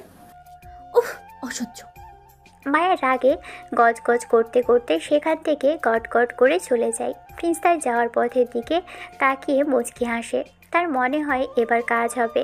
বেশি ভদ্র সেজে কোনো লাভ নেই। মায়ের মতো মেয়েদের একটু রাগিয়ে না দিলে লাইনে আনা যাবে না। প্রিন্স তার চুলের স্টাইলটা একবার ঠিক করে নেয়। শীতের কাঁপুনিটা এখন আর তাকে কাবু করতে পারছে না। মায়ের রাগী চেহারা ঝিলিক যেন তার শরীরে গরম রক্তের স্রোত বইয়ে দিচ্ছে। মেয়েটা প্রিন্সের সামনে থেকে চলে গেছে অনেকটা আগেই, কিন্তু সে গেল তো গেল, প্রিন্সের মনটা সাথে করে নিয়ে চলে যায়। প্রিন্স বিড়বিড় করে বলে, হুর, এই কারণেই লাইলাবি বলেছিল শালার নারীর কাছে পুরুষ বন্দি ঘোড়ায় 18 মাস। প্রিন্স যেন আসলেও মায়ের মায়ায় বন্দি হয়ে গিয়েছে। মেয়েটা দেখতে তো পুরোই ঝাক্কাস, কিন্তু তার মেজাজখানার রূপের থেকেও বেশি কড়া। প্রিন্স একা একাই বিড়বিড় করে মেয়েটাকে নিয়ে কথা বলতে থাকে। মায়া সোজা অহনার রুমে চলে যায়। প্রিন্স বোকার মতোই তাকিয়ে থাকে সেদিকে। মনে মনে ভাবে, অহনা বোন কোথায় তুই? প্রিন্স অহনার রুমের দিকে যাবে, তখনই অর্ক এসে বাধা দেয়। কি ভাইয়া, কি হলো? ওদিকে কই যাও? চলো বাইরে যাব। রাখ তোর বাইরে যাওয়া, আগে বল ওই মেয়েটা কে রে? কোন মেয়েটা? আরে একটু আগে যার সাথে কথা বলছিলাম, চোখে 10 ইঞ্চি ডিসপ্লের মতো চশমা লাগানো। ও, মেয়েটার নাম মায়া। মায়া? প্রিন্স আর মায়া, নামটা কি ওপর থেকে সেট করা নাকি? তুমি ভালো হবে না ভাইয়া, মেয়ে দেখলে সব তোমারই হয়। চুপ থাক। মায়া বুঝলাম, কিন্তু সে কে? মানে তোর কি হয়? আরে ও আমার খালাতো বোন, মানে তোমার মেঝো আম্মু, মানে আমার মায়ের বোনের মেয়ে। বান্ধবীদেরকে নিয়ে এসেছে আজকে দুপুরে। ও, এটা কি সেই মায়া? হ্যাঁ, যাকে তুমি ছোটবেলায় চুমু খাইতে গিয়ে কামড় দিয়েছিলে গালে। ইস ভাই, ওরে সামনে নিয়ে আয়, আর কামড় দেব না, এবার সত্যি চুমো খাবো। কি বলো ফাজিল বেড়া? অর্ক, মায়া আগে তো এমন ছিল না, হুট করে এত সুন্দর হলো কি করে রে? জিজ্ঞাসা করিস তো। কি জিজ্ঞেস করবা? অর্ক প্রিন্সের হাত ধরে টেনে নিয়ে যায়, কিন্তু প্রিন্সের মনটা মায়ের কাছে পড়ে থাকে। সন্ধ্যার সময় চাচাদের আরও অনেক গেস্ট বাড়িতে আসে। প্রিন্সকে না জানিয়েই তার আপু আর আম্মু বাড়িতে হাজির হয়। প্রিন্স মনে মনে ভাবে, কি ফাজিল আমার আম্মা, তার মা বাবা দুজনে উইকেন্ডে ঘুরতে যায়, কিন্তু তাকে জানায় না। মা বাবাকে আর বাবা মাকে খাইয়ে দেয়, অথচ মাঝখানে প্রিন্স না খেয়ে বসে থাকলে কেউ একটু দেখেও না। বাড়িতে ঢুকে সারা জায়গাতে মায়াকে খুঁজে বেড়ায় প্রিন্স। না, আর শীত সহ্য করা যাচ্ছে না। সোয়েটার পরে প্রিন্স একটু ছাদে এসে দাঁড়িয়ে থাকে। শীতের কারণে ছাদ এখন একদম ফাঁকা। তখনই কারো আওয়াজ শুনতে পায় সে। তুই এখানে, আর আমি সারা বাড়ি তোকে তন্ন তন্ন করে খুঁজছি। প্রিন্স ঘুরে তাকায়, তার মা জাহিমা সামনেই দাঁড়িয়ে আছে। প্রিন্স মাকে বিশেষ পাত্তা দেয় না। জাহিমা প্রিন্সের দিকে কপাল কুঁচকে তাকিয়ে বলে, চুপ করে আছিস কেন? কি হয়েছে তোর? আম্মু ক্রাশ আর বকা দুটোই খেয়েছি। মানে কি বলছিস এসব? একটা মেয়ের উপর ক্রাশ খেয়েছি, আর সেই মেয়ের থেকে বকাও খেয়েছি। ভালো হয়েছে, বেশি করে বকেছে তো, তোকে তো থাপড়ানো উচিত। আম্মু ভালো লাগছে না, একটু ঘুমাবো। বাড়িতে অনেক লোক, তুমি একটু ঘুমানোর ব্যবস্থা করো তো। তোকে যে কেন আগে পাঠালাম কে জানে, সারাক্ষণ শুধু ঢং। গেলাম আমি, থাক তুই এখানে। জাহিমা গজগজ করতে করতে ছাদ থেকে নেমে যায়। প্রিন্স আবারও একা হয়ে যায়। সে আকাশের দিকে তাকিয়ে মায়ের কথা ভাবতে থাকে। ছোটবেলার সেই মেয়েটি যে এখন এত বড় আর সুন্দরী হয়ে সামনে আসবে তা সে কল্পনাও করেনি। প্রিন্স ছাদে পায়চারি করে আর মায়ের কথা ভাবে। কিছুক্ষণ পর অর্ক আসে প্রিন্সকে ডাকতে। প্রিন্সকে নিয়ে সে নিচের তলার একটা ঘরে যায়। রুমটা অনেক গোছানো আর পরিপাটি। ঘরের চারপাশের দেয়ালে একগাদা কার্টুনের ছবি লাগানো। মোটু পাতলু, বেইনটেন, নিক্স, র্যাপিড রোল, ডোরেমন, আরও কত কি। বিছানার কোল বালিশের বদলে দুইটা বড় বড় টেডি বিয়ার রাখা। ঘরটা দেখলেই যে কেউ বুঝতে পারবে এটা কোনো মেয়ের রুম। বিছানায় বসতেই অর্ক প্রিন্সকে ঘুমোতে বলে দ্রুত সেখান থেকে চলে যায়। প্রিন্স ভাবছে এখন একটু শান্তিতে ঘুমানো যাবে। সে একটা বড় টেডি নিয়ে বিছানায় শুতে যাবে, তখনই খেয়াল করে তার উপরে বৃষ্টির মতো পানি পড়ছে। প্রিন্স লাফিয়ে উঠে দেখে সামনে সেই মেয়ে, অর্থাৎ মায়া দাঁড়িয়ে আছে কোমরে হাত রেখে। এই ছেলে, তোর সাহস কি করে হয় আমার রুমে আসার? আমি এত কষ্ট করে এই রুমটা ম্যানেজ করলাম। বাড়িতে আমার রুমের মতো এই রুমটা তৈরি করেছি সেই দুপুর থেকে। অনেক কষ্ট করে গাড়িতে করে এই বড় টেডিগুলো এনেছি যাতে যাতে করে আমার ঘুমাতে অসুবিধা না হয়। আর তুই এসেছিস আমার রুম দখল করতে? আমার রুমে আমি কাউকেই আসতে দিই না। আর তুই বাদর ছেলে, বেরো এখানে থেকে বলছি। আরে এই মেয়ের সমস্যা কি ভাবে প্রিন্স। মেয়েটা কি তাকে চিনতে পারছে না? প্রিন্স মনে মনে ভাবে চিনবে কি করে, তখন তো তার বয়স মাত্র 4-5 বছর, আর মায়াও তখন ছোট। মানে বয়সে একটু বড় হলেও সে সময় তো আর সব কিছু মনে থাকবে না। কিন্তু মেয়েটা তো দেখি প্রচণ্ড ঝাড়িবাজ। প্রথমে ঝাড়ি দেয় আর এখন সরাসরি তুই তুকারি শুরু করে দিয়েছে। রুমে এসেছে বলে কি এমন তুই তুই করে বলতে হবে? ভালোভাবে বললেই তো প্রিন্স চলে যেত। প্রিন্স কপাল কুঁচকে মায়ের দিকে তাকিয়ে বলে, না মানে আমি ঘুমাবো তো, তাই এই রুমে আসি। আমাকে এখানেই থাকতে বলা হয়েছে। ঘুমাবি তো আমার রুমে কেন? আর কি বাড়িতে কোনো ঘর নেই? যাস না কেন এখনো? দাঁড়িয়ে আছিস কেন এখানে? আসলে বাড়ির সব ঘরেই লোকজনে ভরা, তাই অর্ক আমাকে এই ঘরে নিয়ে এসেছে। আমি এখানেই ঘুমাবো আজ। আমার রুম থেকে যা বলছি। এখানে আসার আগে আমি এই রুমে বুকিং দিয়ে এসেছি, না হলে আসতাম না। এখন এটা আমার পার্সোনাল রুম, বেরো এখনই। কেন? আমি যাব কেন? আমি আজ এখানেই ঘুমাবো। আপনি যান এখন। ফালতু কথা বলে বিরক্ত করবেন না তো। দেখ বান্দর মার্কা ছেলে, তুই আমার সামনে থেকে যা, না হলে তোর খবর আছে। আমাকে চিনিস না তুই। আরে বাবা, এই মেয়ে তো দেখি দারুণ ঝগড়াটে। চোখে চশমা পরা মেয়েগুলোকে প্রিন্স ভেবেছিল খুবই কোমল প্রকৃতির হবে, কিন্তু এখন তার মনে হচ্ছে সব চশমাওয়ালি হলো এক একটা ঝগড়ার টিপ্পা। মায়ের রাগ করে এক বালতি পানি আনতে যায়। প্রিন্স বুঝতে পারে মেয়েটা আবার তাকে ভেজাবে। মায়া পানি নিয়ে আসতে গেলে প্রিন্স জাপটে ধরে বালতি টেনে ধরে। ব্যাস, শুরু হয় দুজনের মধ্যে প্রবল ধাক্কাধাক্কি। এক পর্যায়ে প্রিন্সের ধাক্কায় মায়া ছিটকে গিয়ে দেয়ালের কোণায় ধাক্কা খায়। মায়ের কপালে সামান্য একটু কেটে যায় আর সেখান দিয়ে সামান্য রক্ত বের হয়। ব্যাস, আর যায় কোথায়? মায়া চিৎকার করে সারা বাড়ি মাথায় তোলে। ও মা গো, খালাগো বাড়ির সবাই গো, আমাকে মেরে ফেললো গো। মায়া চিৎকার শুনে প্রিন্সের আত্মা কেঁপে ওঠে। সে বুঝতে পারে এখন বাড়ির সবাই আসলে তার আর রক্ষে নেই। প্রিন্স আর কি করবে? ভয়ে দিল এক দৌড়ে অর্কদের বাড়ি থেকে বেরিয়ে রাস্তার অন্ধকার গলিতে চলে আসে সে। না বাবা, সে এখন আর ও বাড়িতে যাবে না। মায়ের এই ভয়ঙ্কর রূপ দেখে প্রিন্সের 25 নম্বর প্রেম হওয়ার আগেই যেন বিচ্ছেদের ঘণ্টা বেজে ওঠে। কিছুক্ষণ পর আবারও বিয়ে বাড়িতে ফিরে আসে প্রিন্স। বাড়িতে পা দিয়েই সে থতমত খেয়ে যায়। চারদিকে হট্টগোল আর মানুষের জোরে জোরে চিল্লা চেঁচামেচি ভেসে আসছে। ভিড়ের মাঝখান থেকে কেউ একজন বেশ জোরেই ফুপিয়ে ফুপিয়ে কান্না করছে। প্রিন্স দাঁড়িয়ে পড়ে আর মনে মনে ভাবে, ব্যাপারটা কি? কিছুই তো বুঝতে পারছি না। মায়া তো খুব সামান্য লেগেছে, তাহলে এই কান্নার রহস্য কি? বিয়ে বাড়িতে কান্না, তাও আবার এমনভাবে? প্রিন্স উৎসুক হয়ে সামনে এগিয়ে আসে। হঠাৎ ভিড়ের মাঝখান থেকে কেউ একজন গর্জে ওঠে। মায়া মা, তুই শুধু নাম বল, কে তোকে ধাক্কা মেরে কপাল ফাটিয়ে দিয়েছে? ওর হাড় গোড় সব আজকে আমি ভেঙে ফেলবো। কে সে? তুই কি চিনিস তাকে? কথাগুলো শুনে প্রিন্স নিজেই বিষম খেয়ে জোরে কেসে ওঠে, কারণ এই ভয়ঙ্কর কথাটি তার নিজের আম্মু জাহিমা বলেছে। আর যাকে উদ্দেশ্য করে বলেছে সে হলো মায়া। প্রিন্স মনে মনে ভাবে, যাকে নিয়ে এত বিচার বসছে সেই মহামান্য ভদ্র ছেলেটাই তো আমি যে মায়ের কপাল ফাটিয়েছি তা এখন প্রকাশ পেলে কী যে হবে। প্রিন্স দীর্ঘশ্বাস ফেলে ভাবে, কি মাইনকা চিপায় পড়লাম, ধুর, ভালোই লাগে না। এমন সময় মায়া ফুপিয়ে কাঁদতে কাঁদতে বলে ওঠে, আরে না না আন্টি, আমি ঠিক আছি, কিছু করতে হবে না আপনার। প্রিন্স আর চোখে দাঁড়িয়ে মনে মনে বলে, আরে ভাই ঠিক আছিস তো? ভ্যাবা করে সবার সামনে এতক্ষণ ধরে কান্নার কি আছে? এখন যদি মায়া নাম বলে দেয় যে প্রিন্স সব করেছে, তাহলে যে কি একটা কেলেঙ্কারি হবে তা ভেবেই প্রিন্সের হাত পা ঠান্ডা হয়ে আসে। আর তার আম্মু হয়েছে একজন মহাদরদি। এদিকে তার নিজের ছেলে প্রেমের শোকে পাথর হয়ে আছে, সেটা তার চোখেই পড়ছে না। মায়ের কথা শুনে জাইমা আবার বলে, কিছু না মানে কি বলছিস মা? যে তোর কপাল ফাটিয়েছে তারে কিছু না করেই আমি ছেড়ে দিব? তুই শুধু একবার দেখিয়ে দে চান্দুটাকে, তারপর দেখ ওর হাত পা কিভাবে আমি ভাঙি। প্রিন্স মনে মনে বলে, ও আল্লাহ, আমি এটা কি করলাম?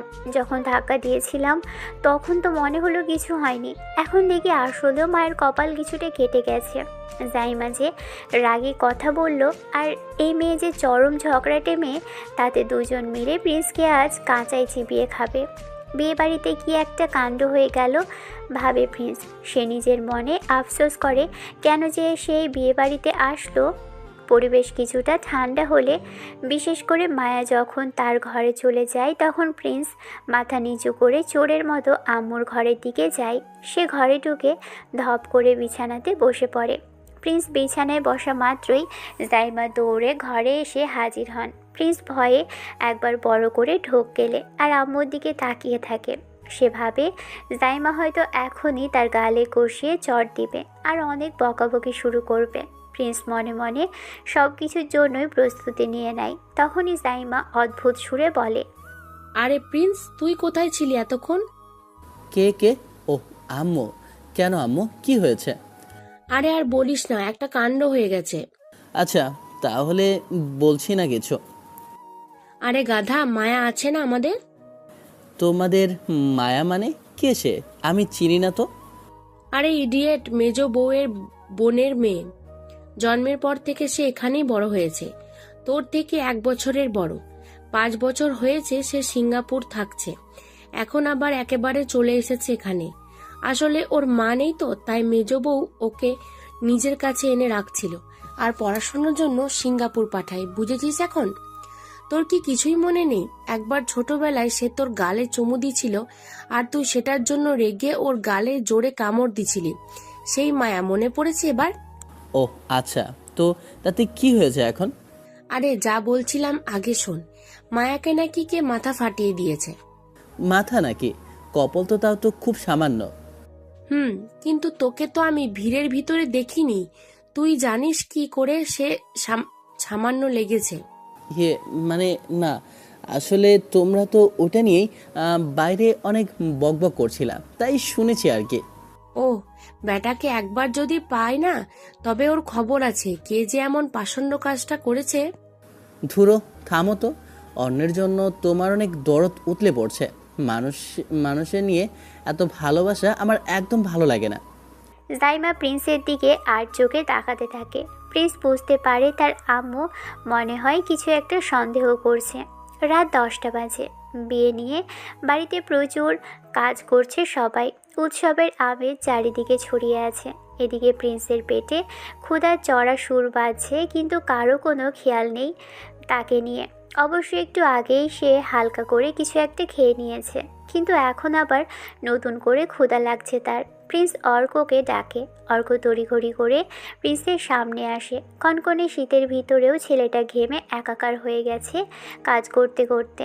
প্রিন্স মনে মনে ভাবে, সে বোঝে না অর্কের আশেপাশে মেয়েরা এত ঘুরঘুর কেন করে। প্রিন্সকে তো কেউ চোখেই দেখে না। বলো জলদি, কি হয়েছে?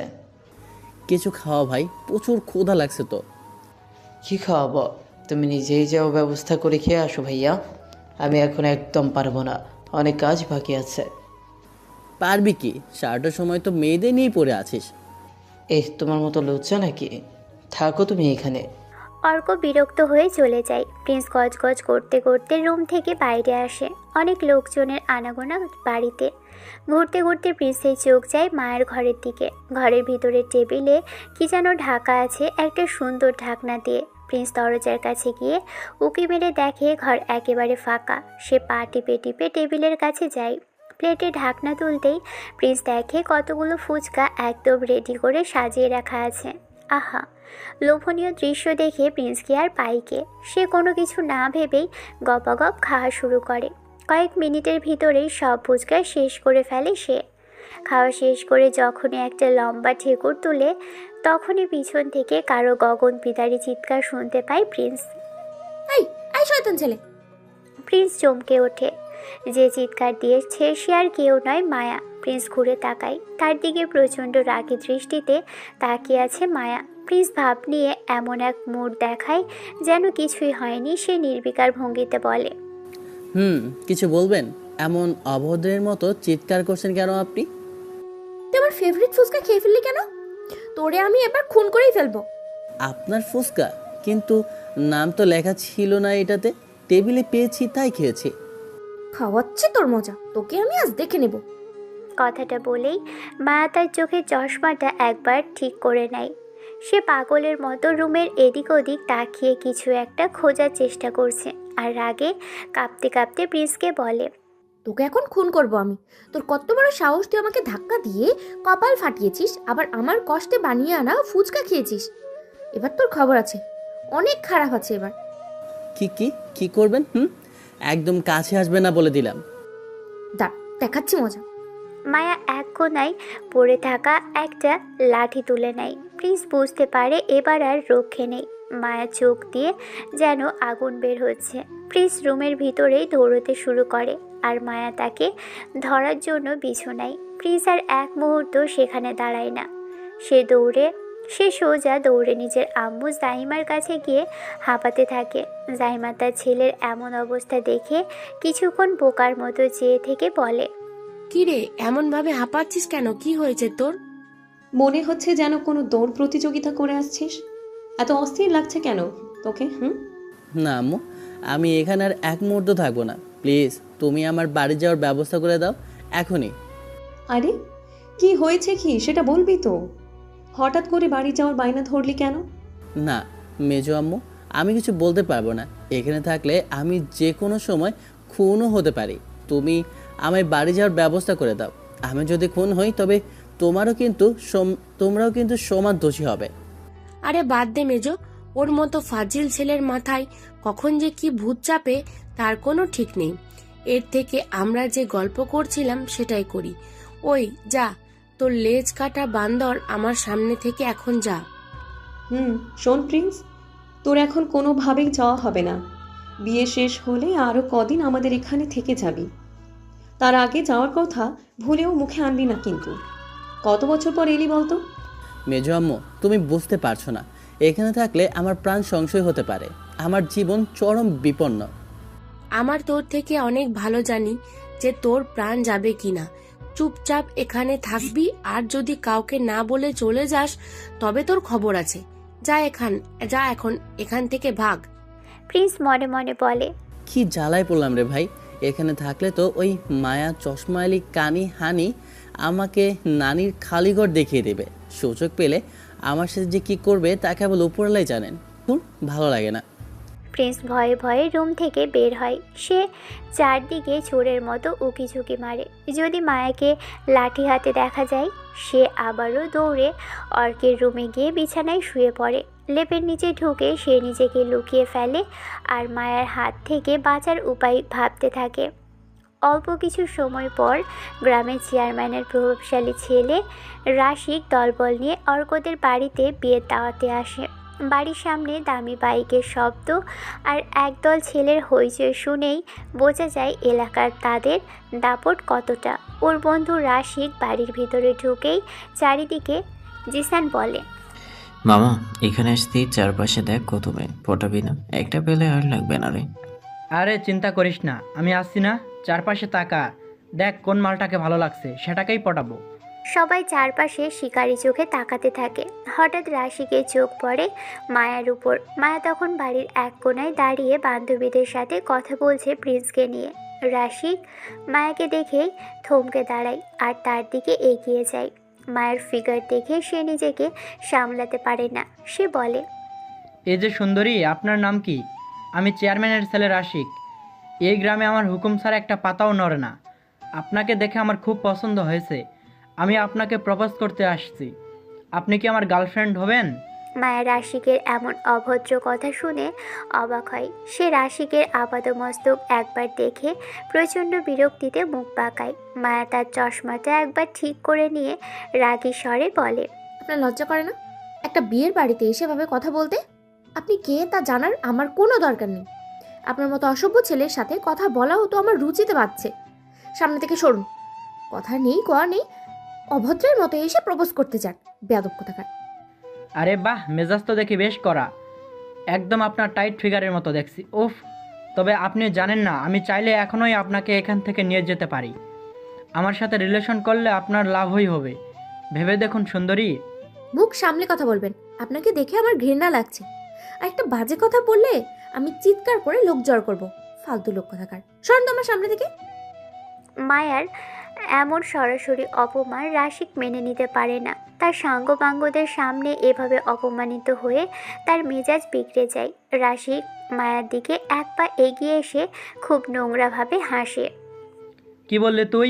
ফালতু লোক? তুই কি চশমা পরা ডাব্বা চেয়ারের কোনো বড় ঘরোয়ানি মেয়ে ভাবছিস নিজেকে? তোর মতো মেয়েদের আমরা খেলনা মনে করি। দেখতে তো মাশাল্লাহ বেশ গোলগাল, একদম নরম শরীর। উফ, হাত বোলাতে সেই লাগবে, কিন্তু অনেক অভিজ্ঞতা আছে মনে হচ্ছে। কতজনের বিছানায় গিয়ে এমন মেজাজ দেখাস শুনি? আমার সাথে চল, দেখি কতটা বিছানা গরম করতে পারিস। রাশিক আরও অনেক নোংরা আর কুৎসিত কথা মায়াকে বলতে থাকে। মায়ের শরীরের উপর তার কুদৃষ্টি এমনভাবে পড়ে যে মায়া নিজের ভিতরেই ঘেন্নার রাগে জ্বলে ওঠে। রাশিক যখন মায়ার খুব কাছে গিয়ে কানে কানে বলে, তোর শরীর দেখে মনে হচ্ছে অনেক জনের বিছানাতে গেছিস, একদম হাতে করে সব বানিয়ে দিয়েছে।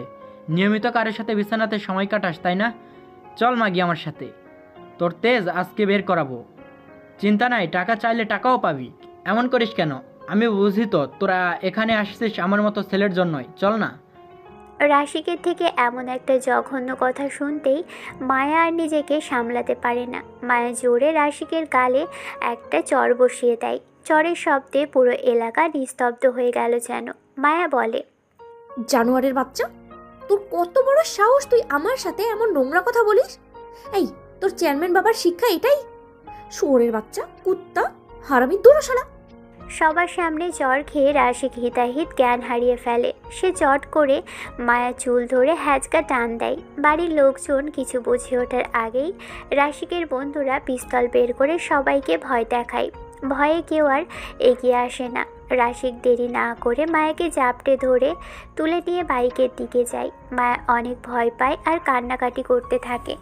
মায়া বাড়ির সবার দিকে তাকালো, তারপর চিৎকার করে বলে, ও মা গো, বাঁচাও, আমাকে ছেড়ে দে বলছি, জানোয়ার, ছেড়ে দে আমাকে, খালাম্মু বাঁচাও। রাশিক মায়ার কোনো কথা শোনে না। সে মায়াকে তুলে নিয়ে দ্রুত গতিতে গ্রামের শেষ প্রান্তে একটা নির্জন জায়গায় চলে যায়। কেউ ভয়ে এগিয়েও আসে না।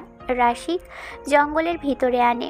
এটি একটি ভাঙা দালান, যেখানে রাশিক আর তার বন্ধুরা সবসময় আড্ডা দেয় আর মেয়ে পটিয়ে বা টাকা দিয়ে এনে নোংরা কাজ করে। মায়াকে সেখানে এনে একটা অন্ধকার ঘরে ছুঁড়ে ফেলে দেয় রাশিক। তারপর বলে, অনেক তেজ দেখেছিস না, সবার সামনে চর মেরেছিস আমাকে। আজ তোকে আমি ছাড়বো না, তোকে আজ ধর্ষণ করব আমি, দেখে কোন বাপ তোকে বাঁচাতে আসে। আজ রাতটা হবে তোর জীবনের সবচেয়ে বড় ভুলের রাত।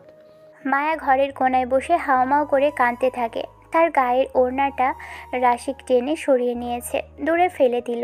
মায়া চুলগুলো সব এলোমেলো হয়ে আছে। রাশিক আর তার বন্ধুরা মায়াকে নিয়ে অনেক বাজে কথা বলতে থাকে। এই চশমা আলী, এখন আর তেজ কই গেল তোর? এখন তো তোর গলার আওয়াজও বের হচ্ছে না। তোকে তো এখন একদম অসহায় মুরগির মতো লাগছে। আমার বন্ধুরা দেখ তো জিনিসটা কেমন। মামা কি হট ফিগার মালটা, উফ, খেতে দারুণ লাগবে মামা, আমি আগে যাই। আরে পাবি সবাই। ওদিকে অর্কদের বাড়িতে তোলপাড় শুরু হয়ে যায়। বাড়ির আদরের মেয়েকে চেয়ারম্যানের ছেলে সবার সামনে থেকে তুলে নিয়ে গেছে। এটা কেউ মেনে নিতে পারছে না। অর্কের বাবা চেয়ারম্যানকে দাওয়াত দিয়েছিল। সে বলেছিল তার ছেলে যাবে। রাশিকে সেই ঝামেলাটা বাঁধিয়ে দিল। অর্কের বাবা আর প্রিন্সের বাবা থানায় কল করে, কিন্তু পুলিশ যখন শোনে যে অপরাধী চেয়ারম্যানের ছেলে, তখন তারা এড়িয়ে যাওয়ার চেষ্টা করে। অফিসার, আমাদের একটা মেয়েকে চেয়ারম্যান লতিফের ছেলে তুলে নিয়ে গেছে, জলদি কিছু করুন। আমরা দেখছি স্যার, আপনারা একটু অপেক্ষা করুন, ফোর্স পাঠানো হচ্ছে। কিন্তু অনেক সময় পার হয়ে গেলেও পুলিশের কোনো পাত্তা নেই। বাড়ির সবাই কান্নাকাটি করছে। জাইমা আর অর্কের আম্মু কান্নায় ভেঙে পড়েছে। জাইমা মায়ার জন্য বিলাপ করছে। ওদিকে এত কিছু হয়ে যায়, প্রিন্স জানেই না। সে কম্বল মুড়ি দিয়ে এতক্ষণ একটা ঘুম দিয়ে উঠে আসলো। মিউজিক হই হুল্লোড় অফ দেখে সে বের হয়। প্রিন্স রুম থেকে বেরিয়ে আসে। সেখানে কি ব্যাপার, বাড়ির সবাই আবার মনমরা কেন? আর মা, তুমি কাঁদছো কেন? প্রিন্সের কথা শুনে ওর মা তাকে একটা চট দিয়ে বলে, হারামি, বাড়িতে এত কিছু হলো, তুই কোথায় ছিলি রে? সামনে থেকে দূর হ, তোরে এখন বলতে পারবো না। চ বাবা, আমি কি করলাম? অর্ক কি হয়েছে রে? ভাইয়া, মায়া আপুকে চেয়ারম্যানের ছেলে তুলে নিয়ে গেছে। কি? কখন? আমাকে ডাকিসনি কেন? কেন রে, তুই কোন রাজ্যের সেনাপতি শুনি? যা দূর হ তুই, আসছে এখন ভাব নিতে। উফ মা, খালি এমন করো কেন? অর্ক চিনিস কই নিয়ে যেতে পারে? হ্যাঁ আম্মু, তোমরা চিন্তা করো না, আমি যাচ্ছি মায়াকে ফিরিয়ে আনতে। তোমরা একদম রিল্যাক্সে থাকো। আমি বেঁচে থাকতে মায়ের কোনো ক্ষতি কেউ করতে পারবে না। ভাইয়া, আমি তোমার সাথে যাব। ওদের আড্ডাখানা বা ঠিকানা আমি জানি, চলো আমি নিয়ে যাচ্ছি। প্রিন্স আর অর্ক দ্রুত একটা বাইক নিয়ে রাশিদদের আস্তানায় দিকে রওনা দেয়। প্রিন্সের মনে তখন শুধু আগুন জ্বলছে। রাশিক আর তার বন্ধুরা সে অন্ধকার ঘরের ভিতর গোল হয়ে বসে দামি মাল খাচ্ছে আর মায়াকে নিয়ে অসভ্য হাসাহাসি করছে। রোজি, মেয়েটাকে খেতে বললে জীবন সার্থক মামা। ঠিক বলেছিস তো, এমন মাল দেখি না সচরাচর। যেমন শরীর তেমন দেখতেও, পুরোই হটডগ। মদের গন্ধে পুরো ঘরের বাতাস বিষাক্ত হয়ে ওঠে। মায়া ঘরের এক কোণায় কুঁকড়ে বসে ফুপিয়ে কাঁদছে। তার গায়ের ওড়নাটা একপাশে পড়ে আছে আর চুলগুলো এলোমেলো। সে বারবার মিনতি করছে, নিজের জীবন ভিক্ষা চাইছে। দয়া করে আমাকে ছেড়ে দে, তোদের পায়ে ধরি, আমাকে বাড়িতে যেতে দে। আমার সাথে এমন কোনো খারাপ কিছু করিস না তোরা। রাশিক মদ খেয়ে টালমাটাল অবস্থায় গালি দিয়ে ওঠে। চুপ কর মাগি, বেশি কথা বলিস না। আজ সারা রাত তোকে নিয়ে উৎসব হবে। তোর ওই মায়াবী চেহারাটা আজ আমরা সবাই মিলে খুবলে খাবো। একদম চিৎকার করবি না। মায়া ভয় দুই চোখ বন্ধ করে ডুকরে ওঠে। ঠিক সেই মুহূর্তে ঘরের দরজাটা জোরে শব্দ করে লাথি মেরে খুলে ফেলা হয়। ধুলোবালির আবরণের মাঝ দিয়ে ঘরে প্রবেশ করে দুজন যুবক। তারা আর কেউ নয়, প্রিন্স আর অর্ক। মায়া চোখ মেলে তাদের দেখে একদম অবাক হয়ে গেছে। সে স্বপ্নেও ভাবেনি যে এই ছন্ন ছাড়া আর ফজিল টাইপের প্রিন্স তাকে বাঁচাতে জীবনে ঝুঁকি নিয়ে এখানে আসবে। রাশিক আর তার বন্ধুরা এই অনাকাঙ্ক্ষিত আগমনে হকচকিয়ে যায়। রাশিকের বন্ধু জিসান আর সোহাগ তৎক্ষণাৎ উঠে দাঁড়ালো আর খুব নোংরা গালি দিয়ে চিৎকার করে, ওই জানোয়ার বাচ্চা, তোরা কার কার অনুমতি নিয়ে এখানে ঢুকেছিস? জানিস না এটা কার এলাকা? মরার শখ হয়েছে তোদের? আজ একটাও এখান থেকে জ্যান্ত ফিরবে না। আরে এটা তো সেই চশমা আলীর চালা। তোরা কি এখানে রক্ত দিতে এসেছিস নাকি জীবন? প্রিন্স কোনো কথা না বলে স্থির দৃষ্টিতে সবার দিকে তাকায়। তার চোখ দিয়ে তখন যেন আগুনের ফুলকি বের হচ্ছে। সে চারপাশে তাকায়। মেঝের উপর পড়ে থাকা একটা ধারালো বড় ছুরি এক হ্যাচকায় তুলে নেয়। প্রিন্স শান্ত কণ্ঠে রাশিকের দিকে তাকিয়ে বলে, মায়াকে ছেড়ে দে জানোয়ার, ভালোই ভালোই বলছি। ওড়নাটা ওর গায়ে ফেরত দে, আর ওকে আমাদের সাথে যেতে দে। তুই ছেড়ে দিতে বললি আর আমি ছেড়ে দিলাম। তুই এখান থেকে নিজের কলিজা নিয়ে বাড়ি ফিরতে পারবি কিনা তার কোনো গ্যারান্টি নেই। আর তুই এসেছিস মেয়েকে উদ্ধার করতে। দেখ রাশিক অনেক কথা বলছে, এই ছেলেটা, একে আজ কবরে পাঠিয়ে দিই। কথাটা বলেই সোহাগ তার কোমরে গোজা পিস্তলটা বের করে প্রিন্সের দিকে তাক করে। মায়া ভয়ে চিৎকার করে ওঠে। অর্ক কাঁপতে কাঁপতে একপাশে সরে যায়। প্রিন্স এক মুহূর্ত দেরি না করে সবাইকে উদ্দেশ্য করে উচ্চস্বরে নির্দেশ দেয়, অর্ক, মায়া, তোরা এখনই চোখ বন্ধ কর। মায়া, একদম চোখ খুলবা না বলছি।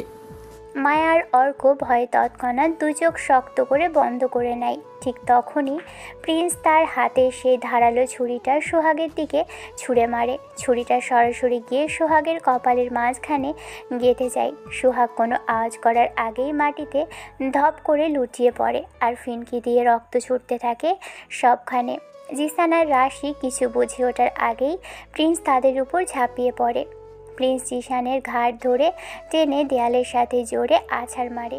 জিসানের হাড় ভাঙার শব্দে সারা ঘরে প্রতিধ্বনিত হয়।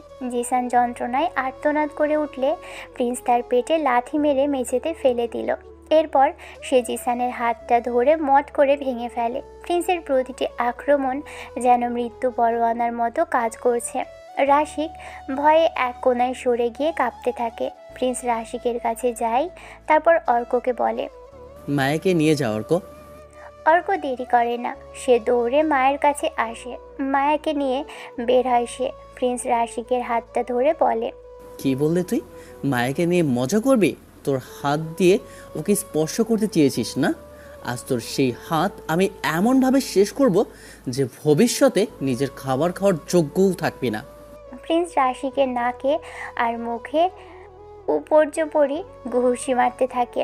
রাশিকের দাঁতগুলো ভেঙে রক্তে মেঝে ধুলো মাখামাখি হয়ে যায়। সে রাশিকের পায়ের উপর জোরে লাথি মেরে হাঁটু ভেঙে দেয়। রাশিকের চিৎকারও প্রিন্সকে থামাতে পারে না। সে একে একে জিসান আর রাশিকের শরীরের বিভিন্ন জায়গায় এমনভাবে আঘাত করে যা দেখলেও অনেক ভয়ঙ্কর। মায়ার অর্ক বাইরে চুপটি করে দাঁড়িয়ে থাকে, তবে রাশিকদের চিৎকারে ভয়ে চুপসে গেছে। সবশেষে প্রিন্স রাশিকের গলা চেপে ধরে দেয়ালের সাথে চেপে ধরে। রাশিক তখন নিঃশ্বাস নিতে পারছে না, আর তার চোখগুলো ঠিকরে বেরিয়ে আসতে চাইছে। প্রিন্স রাশিকের কানে ফিস ফিস করে বলে, তোরা ভেবেছিস আমি ঢাকা শহরে শুধু বই আর কবিতা লিখি? আমি শহরে থাকি ঠিকই, কিন্তু আমি একদম নাদান না। তোদের মতো কত রাস্তার কুকুর আমি প্রতিদিন সামলাই তা তোরা জানিসই না। আমি নিজেও একটা অন্ধকার জগৎ অর্থাৎ মাফিয়া গ্যাং চালাই। আমার বাড়িতে এসে আমার পরিচিত কারোর গায়ে হাত দেওয়ার পরিণাম এখন নিজের চোখে দেখ। প্রিন্স রাশিককে শেষবারের মতো এক আছাড় মারে যাতে সে জ্ঞান হারিয়ে ফেলে। ঘরের চারদিকে এখন কেবল রক্ত আর ভাঙা আসবাবপত্র ছড়িয়ে ছিটিয়ে আছে। প্রিন্স তার হাত থেকে রক্ত মুছে ফেলে বাহিরে এসে মায়ের কাছে যায়। মায়ের ওড়নাটা এনে তার গায়ে জড়িয়ে দিল। মায়া, আর ভয় নেই, ওরা আর উঠে দাঁড়াতে পারবে না। মায়া প্রিন্সের মুখের দিকে তাকালো। সে প্রিন্সের দিকে এমনভাবে তাকায় যেন সে অবাক হয়ে গেছে। অর্ক ভয়ে কাঁপতে কাঁপতে প্রিন্সের পিছনে এসে দাঁড়ায়। প্রিন্স মায়ের হাত ধরে হাঁটা শুরু করে। প্রিন্স মায়াকে নিয়ে বাইকের দিকে এগিয়ে যায়। বাড়িতে এসে সব কিছু ঠিকঠাক করে গেল। মায়াকে পেয়ে বাড়ির সবাই খুশি। প্রিন্স সবাইকে বলে, আমি আর অর্ক থানাতে গিয়েছিলাম, পুলিশকে নিয়ে সে জায়গাতে যে মায়াকে ছাড়িয়ে আনছি। সবাই সেটা বিশ্বাস করে। তারপর যে যার ঘরে চলে যায়। পরের দিন সকালে চারিদিকে সানাইয়ের সুর বাজছে। আজ অহনাবুর বিয়ে। বাড়ির উঠানে প্যান্ডেল করা হয়েছে আর রান্নাবান্নার এলাহি কাণ্ড চলছে। প্রিন্সও আজ বেশ চনমনে মেজাজে আছে। সে পাঞ্জাবি পরে বিয়ের অনুষ্ঠানে টুকটাক সাহায্য করছে। কিন্তু তার চোখের দৃষ্টি বারবার একটা নির্দিষ্ট দিকে আটকে যাচ্ছে। মায়া আজ নীল রঙের একটা শাড়ি পরেছে। সে কখনো বাড়ির দরজায় আলপনা দিতে ব্যস্ত থাকছে, আবার কখনো ঘর সাজানোর তদারকি করছে। মাঝে মধ্যে ডেকোরেশনের লোকেদের কাজ পছন্দ না হলে তাদের সাথে চিল্লামিল্লি করে ঝগড়া বাঁধিয়ে দিচ্ছে। জাইমা মায়াকে অনেক বুঝিয়ে স্বাভাবিক করেছে। প্রিন্স দূর থেকে মায়ের প্রতিটি অঙ্গভঙ্গি খুঁটিয়ে দেখছে। গোল গোল চশমা পরা মাঝারি গড়নের এই মেয়েটা যখনই রেগে যাচ্ছে তখনই তাকে সব চাইতে বেশি আকর্ষণীয় লাগছে। প্রিন্স বারবার তার দিকে তাকাচ্ছে, আর যখনই মায়া সেটা খেয়াল করছে অমনি সে রাগে গজগজ করে উঠছে। মায়া তার মুখের রাগী ভাবটা আরও বাড়িয়ে দিয়ে ডান হাতের আঙুল দিয়ে নাক ঘষে এমন একটা ইশারা করছে যেন সে প্রিন্সকে পরে বোঝাবে বারবার তাকানোর মজা কেমন। মায়া, তুমি যত রাগ করবে তোমাকে তত বেশি সুন্দর লাগবে। মায়া তাকালেই প্রিন্স গাল চওড়া করে মুচকি হাসছে। সে হাসি দেখে মায়া রাগে একদম আগুন হয়ে যাচ্ছে আর বারবার নাকের উপরে চশমাটা নাড়াচ্ছে। প্রিন্স ভাবে মেয়েটা যদি চশমা না পরতো তবে হয়তো তাকে একদমই সাধারণ লাগতো। ও চেহারাটাই যেন আল্লাহ তৈরি করেছে কেবলই গোল ফ্রেমে চশমা পরার জন্য। এই চশমাওয়ালিকে নিজের করে পেতে প্রিন্সের মন এখন ব্যাকুল। কিন্তু মেয়েটা যে হারে রাগ করছে তাতে তাকে কিভাবে পটাবে তা প্রিন্স একদমই ভেবে পাচ্ছে না। সে অর্ককে দেখে ইশারায় কাছে ডাকে। ওরে অর্ক, শোন, তোর এই খালাতো বোন কি সবসময় এত রেগে থাকে? কেন ভাইয়া, আবার কি হলো? ও তো মায়া। মায়া মানে তো সারাক্ষণ মাথায় 24 ভোল্টের রাগ নিয়ে ঘোরা। ইস, কি সুন্দর রাগে, দেখেছিস? এই রাগী মেয়েটাকে আমার 25 নাম্বার বানাতে হবে। পাগল হয়েছে ভাইয়া, ও কিন্তু তোমাকে আস্ত চিবিয়ে খাবে। কালকে দেখলি না কত ভয় পেয়েছিল? প্রিন্স অর্কের কথায় পাত্তা না দিয়ে আবারও মায়ার দিকে তাকায়। প্রিন্স চোখের ইশারায় তাকে একটা উড়ন্ত চুমু দেওয়ার ভান করতেই মায়া হাতে জুতো তুলে দেখায়। প্রিন্স খিলখিল করে হেসে ওঠে। সে জানে এই পাহাড় সমান রাগের নিচে কোথাও না কোথাও ভালোবাসা লুকোনো আছে। সকালের কাজের ব্যস্ততা আর সবার রেডি হওয়া নিয়ে সময়টা যে কখন চট করে পেরিয়ে যায় প্রিন্স তা একদমই খেয়াল করেনি। বাড়ির সবাই মোটামুটি তৈরি হয়ে নিচে নেমে গেছে। অর্ক একটু আগেই প্রিন্সের রুমে উকি দিয়ে বলে গিয়েছে যে বরযাত্রীরা চলে এসেছে, তাই জলদি বের হতে হবে। প্রিন্স আলমারি খুলে ভাবে সে আজ কী পরবে। অনেক ভেবে চিনতে সে একটা মেরুন কালারের পাঞ্জাবি বের করে পরে নেয়। সাথে পাঞ্জাবির ওড়নাটা স্টাইল করে কাঁধে ঝুলিয়ে দেয়। প্রচণ্ড শীত লাগলেও প্রিন্সের কাছে ভাব নেওয়াটা সবার আগে। সে আয়নায় নিজেকে একবার দেখে বেশ ভাবসাব নিয়ে ঘরের বাহিরে আসে, কিন্তু তার চোখ দুটো মায়াকে খুঁজে বেড়াচ্ছে। সে মনে মনে বলে, মায়া কোথায়? মেয়েটাকে দেখছে না কেন? বরের গাড়ি বাড়ির গেটে চলে এসেছে দেখে প্রিন্স দ্রুত সেখানে যায়। গ্রামের মেঠো পথে গাড়ির হর্ন আর মানুষের কলরবে মুখরিত চারপাশ। বাড়ির বড়রা সবাই হাসি মুখে দাঁড়িয়ে আছে বরকে স্বাগতম জানানোর জন্য। ভিড়ের মাঝে চোখ পড়তেই প্রিন্স থমকে দাঁড়ায়। এ কি, মায়াও আজ তার মতো মেরুন কালারের শাড়ি পরেছে?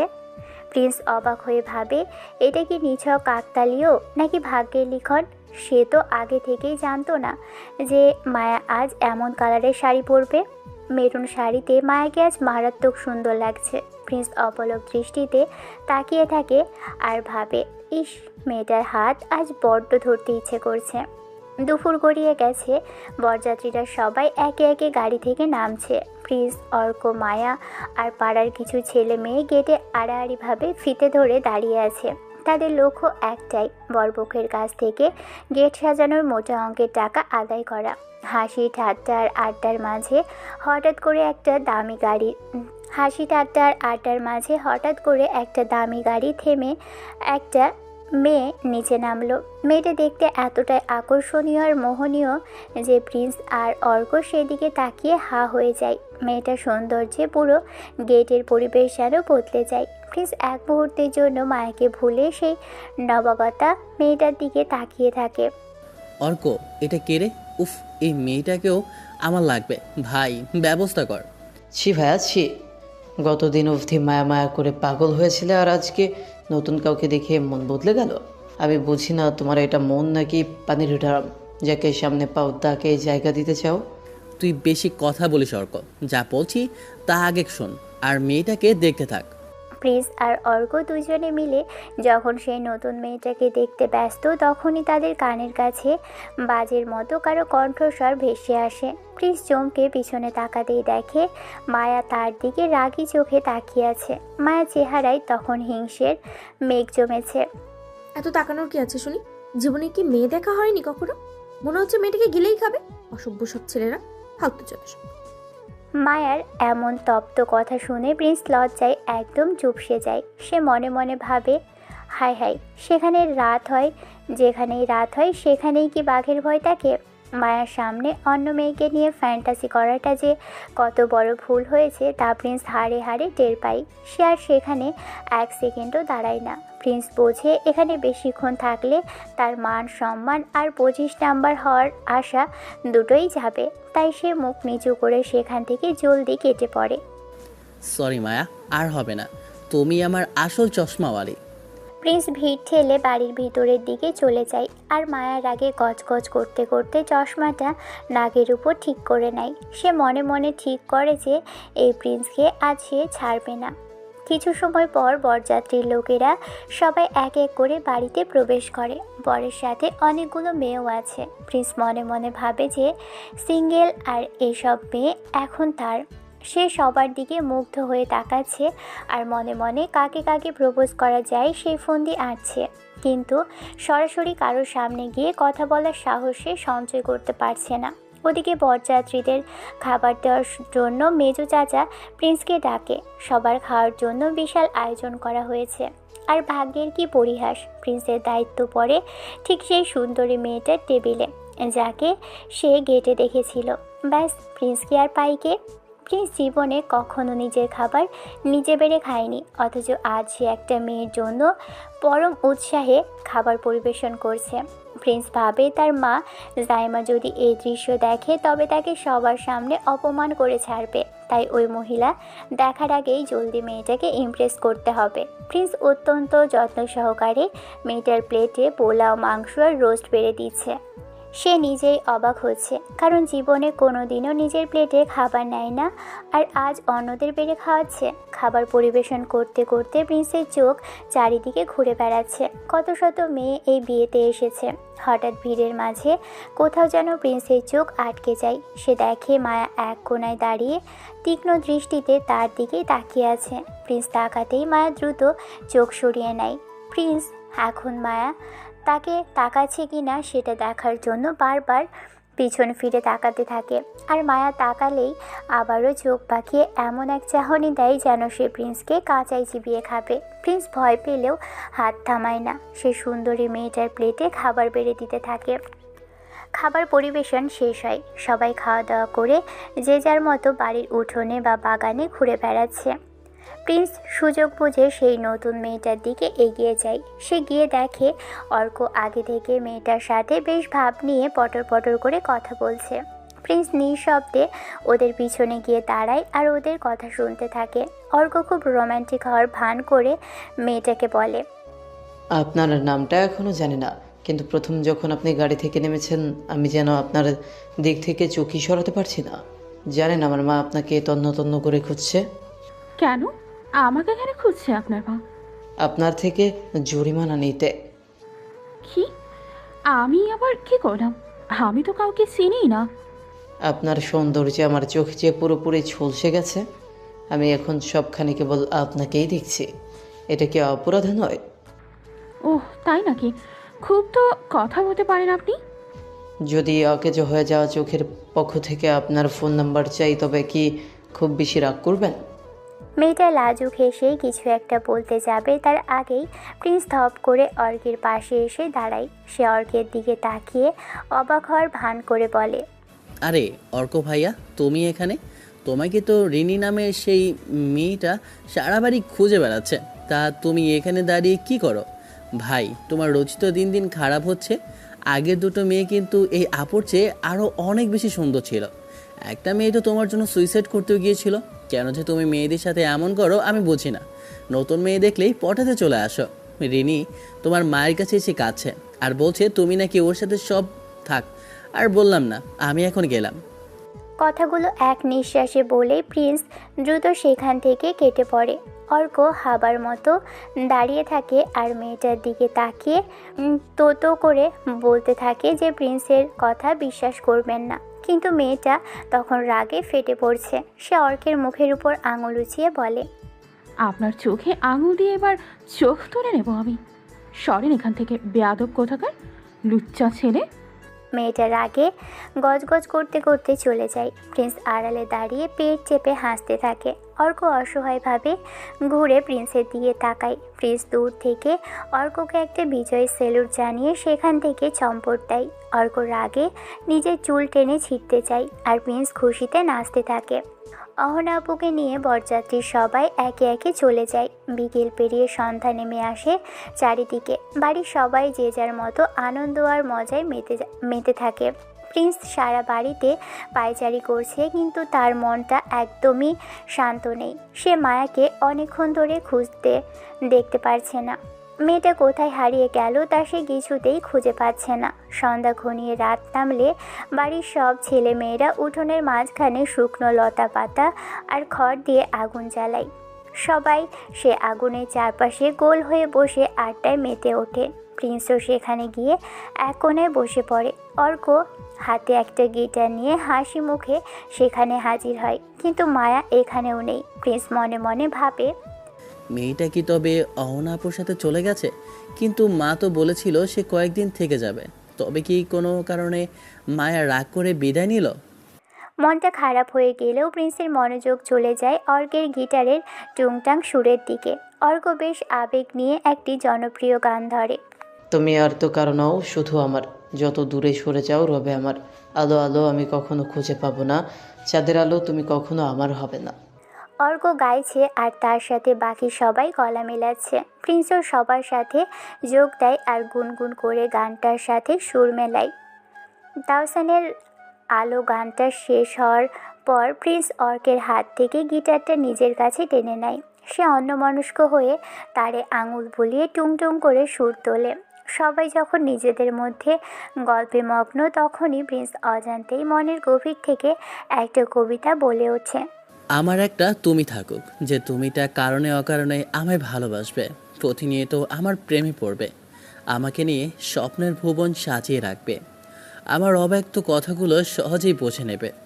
আমার একটা তুমি থাকুক, যে তুমিটা সরল ভালোবাসায় আমায় বেঁধে রাখবে, আমার ভরসায় শূন্য জায়গাটা দখল করে রাখবে, আমার নিঃশ্বাস প্রশ্বাসের সামান্য গরমিলটাও তার চোখে ধরা পড়বে। আমার একটা তুমি থাকুক, যে তুমিটা। প্রিন্স কবিতা বলতে বলতে হঠাৎ থেমে যায়, কারণ তার চোখের সামনে স্থির হয়ে দাঁড়িয়ে আছে প্রকৃতির এক অভাবনীয় সৌন্দর্যের প্রতিচ্ছবি। সে লক্ষ্য করে গেটের দিক থেকে কেউ একজন ডিপ মেরুন রঙের শাড়ি পরে এগিয়ে আসছে। প্রিন্স ভালো করে খেয়াল করতেই তার বুক ধক করে ওঠে। এ তো আর কেউ নয়, এ যে স্বয়ং মায়া। মায়া আজ ডিপ মেরুন রঙের শাড়ি পরেছে, সাথে মুখে হালকা মেকআপ আর কপালে একটা ছোট্ট টিপ শোভা পাচ্ছে। ঠোঁটে হালকা লাল রঙের লিপস্টিক দেওয়া হয়েছে, দেখে মনে হচ্ছে এক টুকরো লাল গোলাপ যেন ফুটে উঠেছে। প্রিন্স আগে জানতো না যে মেরুন শাড়িতে একটা মেয়ে এতটা মোহনীয় হতে পারে। মায়া তার চোখের গোল চশমাটা আঙুল দিয়ে ঠিক করে সরাসরি প্রিন্সের দিকে তাকিয়ে থাকে। না, এই রাগী চশমাওয়ালি যে এতটা মায়াবী হতে পারে তা প্রিন্সের জানা ছিল না। সে এক মুহূর্তের জন্য চোখ ফেরাতে পারে না, বরং হাঁ করে মায়ার দিকে তাকিয়ে থাকে। প্রিন্সকে অবাক করে দিয়ে মায়া সোজা এগিয়ে আসে আর প্রিন্সের ঠিক পাশেই ধপ করে বসে পড়ে। প্রিন্স অস্বস্তিতে উঠে যেতে যায়, তখনই মায়ের শক্ত করে প্রিন্সের হাত চেপে ধরে। সে ফিসফিস করে প্রিন্সের কানের কাছে মুখ নিয়ে বলে, তোর আজ খবর আছে বাদর ছেলে। প্রিন্স মায়ের স্পর্শে শিউরে ওঠে, সারা শরীর যেন তার কাঁপতে শুরু করে দিয়েছে। সে আজ প্রথমবার মনে মনে স্বীকার করে যে এই রাগী চশমাওয়ালি মেয়েটার উপরে সে সত্যি সত্যি প্রেমে পড়ে গেছে। আগের 24টা গার্লফ্রেন্ডের প্রতি তার কখনো এতটা আবেগ বা টান কাজ করেনি। প্রিন্স কিছু বলে না, কেবল চুপচাপ মাথা নিচু করে বসে থাকে। মায়া তখন অর্কের দিকে তাকিয়ে বলে, এই অর্ক, তোর ভাইয়া এত দারুণ কবিতা বলতে পারে, তুই আগে বলিস নাই কেন? আসল কথা হলো, তোর যে এমন একটা ভাই আছে সেটাও আমাকে বলিস নাই কেন? কেন রে মায়া আপু, বললি কি তুমি আগে এই পচা ভাইয়ার প্রেমে পড়তে? অর্ক, একদম ফাজলামি করবে না। আমার সামনে থেকে যা এখনই, না হলে পিটিয়ে তোর না তক্তা বানিয়ে ফেলবো, বুঝলি? আরে তুমি চেনো না ওরে, ছোটবেলার কথা মনে নেই তোমার? মায়া, তোমার গালের নিচে দেখো একটা ছোট্ট কালো দাগ আছে, সেটা কেন হয়েছে জানো না? এই ফ্রেঞ্চ ফ্রাই তো কামড় দিয়ে ওটা বানিয়ে দিয়েছিল। হরামি অর্ক, তুই থামবি এখন? একদম বাজে বকবক করবি না। মুরব্বি মুরব্বি এখন কেমন লাগে ভাইয়া? খুব তো ভাব মারছিলে সকালে। সবাই হাসাহাসি করতে থাকে, কিন্তু প্রিন্স আজ একদম চুপ হয়ে বসে থাকে। সে এতটা লজ্জা পাচ্ছে যে তা ভাষায় বর্ণনা করা সম্ভব নয়। প্রিন্স আর চোখে মায়ের দিকে তাকায় আর দেখে মায়া তখনও তার হাতটা ছাড়েনি এবং মৃদু হাসছে। এভাবেই কেটে যায় আরও 2 দিন। এই 2 দিনে মায়ের সাথে প্রিন্সের সরাসরি কথা খুব একটা না হলেও দুজনের মধ্যে চোখাচোখি হয় অনেকবার। প্রিন্স মনে মনে ভাবে, কোনো প্রেম শুরুর সময় এই পলকহীন তাকিয়ে থাকা বা চোখাচোখিটাই সবচাইতে বেশি গুরুত্বপূর্ণ। 2 দিন পর আজ অহনার শ্বশুর বাড়িতে বউ ভাতের অনুষ্ঠান। বাড়ির সবাই সেখানে যাবে বলে যে যার মতো করে গুছিয়ে নিচ্ছে, কিন্তু প্রিন্সের আজ সেখানে যেতে একদমই ইচ্ছে করছে না। তার না যাওয়ার পিছনে কারণ একটাই, আর সে হলো মায়া। প্রিন্স ভাবে সেখানে গেলে অনেক মেয়ে থাকবে, আর সে যদি কারোর দিকে তাকাতে যায় তবে মায়া নিশ্চয়ই তার মাথায় চুল কেটে ফেলবে। যদিও এদিকে তাদের মধ্যে খুব একটা কথা হয়নি, তবুও মায়াকে প্রিন্সের কেন যেন অনেক ভয় লাগে। মায়ের সামনে যেতে বা ওর আশেপাশে থাকতে প্রিন্সের কেমন যেন বুক কাঁপে। সে প্রথমে না যাওয়ার সিদ্ধান্ত নিলেও জাইমা অর্থাৎ তার আম্মুর কড়া নির্দেশে আর জোড়াজুড়িতে শেষ পর্যন্ত যেতে রাজি হয়। প্রিন্স আজ একটা গাঢ় নীল রঙের পাঞ্জাবি পরে বেশ ফিটফাট হয়ে গাড়িতে উঠে বসে আছে। বৌভাতের অনুষ্ঠান রাতে হলেও তারা সবাই বিকেলেই রওনা দেয়। প্রিন্স গাড়ি জানালার পাশে বসে আছে, তখনই তার চোখ যায় গাড়ির মেন গেটের দিকে। সে দেখে গাঢ় নীল শাড়ি পরা, চোখ ধাঁধানো এক রূপসী রমণী ধীর পায়ে গাড়ির দিকে আসছে। প্রিন্স ভালো করে তাকিয়ে চিনে ফেলে, এ তো আর কেউ নয়, এ তার সেই চশমাওয়ালি মায়া। আজ মায়ার চশমার ফ্রেমেও কেমন এক নতুনত্বের ছোঁয়া লাগে। চোখে গোল চশমা আছে বলেই প্রিন্স চিনতে পারে যে এটা মায়া না হলে মনে হতো কোনো তামিল সিনেমার সুন্দরী মোটো নায়িকা। প্রিন্স অপলক দৃষ্টিতে চেয়ে থাকে। মায়ের ব্যক্তিত্ব আর আকর্ষণ রূপ প্রিন্সকে বারবার ভাবিয়ে তোলে, কিন্তু মেয়েটা প্রচণ্ড রাগী হওয়াতে সে কাছে যেতে ভয় পায়। প্রিন্স গাড়ি জানালার পাশে বসে আছে, তখনই তার চোখ যায় বাড়ির মেইন গেটের দিকে। সে দেখে গাঢ় নীল শাড়ি পরা, চোখ ধাঁধানো এক রূপসী রমণী ধীর পায়ে মায়ের সোজা এসে প্রিন্সের ঠিক পাশে বসে পড়ে। প্রিন্সের বুকের ভিতরটা মুহূর্তেই টিপটিপ করতে শুরু করে। সে মনে মনে বলে, ছেলে মেয়ে আলাদা গাড়িতে বসালেই তো ভালো হতো। ধুর। প্রিন্স বোকার মতো মায়ের দিকে তাকিয়ে থাকে। অস্বস্তি লাগলে সে সিট ছেড়ে উঠে চলে যেতে যায়। তখনই মায়া শক্ত করে প্রিন্সের হাত ধরে বলে, এখান থেকে উঠলে তোকে আজ ঘুষি মেরে নাক ফাটিয়ে দেবো, একদম চুপচাপ বস। প্রিন্স অবাক হয়ে ভাবে, এই মেয়েটা এখনও তাকে তুই তুই করে বলছে। মায়ের মধ্যে কোনো শরমবোধ নেই। সে বুঝতে পারে না মোটো মেয়েদের কি লজ্জা একটু কম হয় নাকি। মায়া প্রিন্সের হাতটা এত শক্ত করে ধরে থাকে যে প্রিন্সের মনে হয় যেন সে কোনো গরুর দড়ি ধরে আছে। প্রিন্স কি আসলেও এতটাই চিকন যে মায়া তাকে এভাবে কাবু করে ফেলে? সবাই একে একে এসে গাড়িতে বসলে গাড়ি চলতে শুরু করে। প্রিন্স বোবার মতো বসে শুধু জানালার বাহিরের দিকে তাকিয়ে থাকে। কিছু দূর যাওয়ার পর সে খেয়াল করে মায়া তার কাঁধে মাথা রাখার চেষ্টা করছে। কি হচ্ছে এসব? আপনি এভাবে আমার উপর হেলান দিচ্ছেন কেন? এই চুপ, একদম কথা বলবি না। আমার গাড়িতে উঠলে প্রচুর ঘুম পায়, আমি এখন কিছুক্ষণ ঘুমাবো। তুই আর একটু এদিকে সরাই। আপনি কি পাগল হয়েছেন? মানুষ দেখলে কি বলবে একবার ভেবেছেন? কেউ কিচ্ছু বলবে না, সবাই নিজের কাজে ব্যস্ত। তা আমার কাঁধে কেন মাথা রাখতে হবে? অন্য কোথাও কি জায়গা নেই? আমার ইচ্ছে হয়েছে তাই তোর কাঁধে মাথা রাখবো। এখন যদি আমাকে শান্তিতে ঘুমাতে না দিস তবে তোকে আমি কিন্তু আজ শেষ করে দেব। এই দেখ, ব্যাগে একটা ধারালো ছুরি এনেছি, তোকে আজ এখানেই খুন করব। প্রিন্স চমকে ওঠে। সে দেখে মায়া সত্যি সত্যি ব্যাগের ভিতর থেকে একটা ছুরি বের করে তাকে দেখাচ্ছে। প্রিন্স ভাবে, কি সাংঘাতিক মেয়ে রে বাবা। সে ভেবেছিল চশমাওয়ালি বুঝি খুব কিউট আর শান্ত স্বভাবের হবে, কিন্তু এই মায়া তো একদমই অন্যরকম। প্রিন্স মনে মনে প্রতিজ্ঞা করে আর কোনোদিনও চশমাওয়ালির উপর ক্রাশ খাবে না। মায়া কিছুক্ষণ পর প্রিন্সের কাঁধে মাথা রেখে চোখ বন্ধ করে ফেলে। প্রিন্স পুরোটা রাস্তা একদম মূর্তির মতো বসে থাকে। বেশ কিছু সময় পার হওয়ার পর পরপক্ষের বাড়িতে এসে পৌঁছয়। গাড়ি থেকে নেমেই সবাই যার যার মতো আড্ডায় মেতে ওঠে। প্রিন্স একা একা পুরো বাড়ি ঘুরে দেখছে, তখনই অপরিচিত কেউ একজন তাকে পিছন থেকে ডাক দেয়। আপনি কি প্রিন্স? প্রিন্স অবাক হয়ে পিছনে তাকায়। সে দেখে তার সমবয়সী একটা মেয়ে সামনে দাঁড়িয়ে আছে। মেয়েটাকে কেমন যেন চেনা চেনা লাগে প্রিন্সের। এই মেয়েটার চোখেও গোল ফ্রেমের চশমা পরা, আর সম্ভবত সেই কারণেই তাকে পরিচিত মনে হচ্ছে। প্রিন্স একটু হেসে সৌজন্যমূলক কিছু বলতে যাবে, তখনই হঠাৎ কেউ একজন তার পিছন থেকে কড়া গলায় কথা বলে ওঠে। এত হাসির কিছু নেই এখানে। আর তোমার নাম কি, মিলি না? প্রিন্স চমকে উঠে তাকিয়ে দেখে মায়ের রেগে দাঁড়িয়ে আছে। মিলি নামটা শুনেই প্রিন্সের মনে পড়ে যায় যে এটি সেই মেয়ে যাকে সে বিয়ের দিন খাবার বেড়ে দিয়েছিল। প্রিন্স বোকার মতো মায়ের দিকে তাকিয়ে থাকে।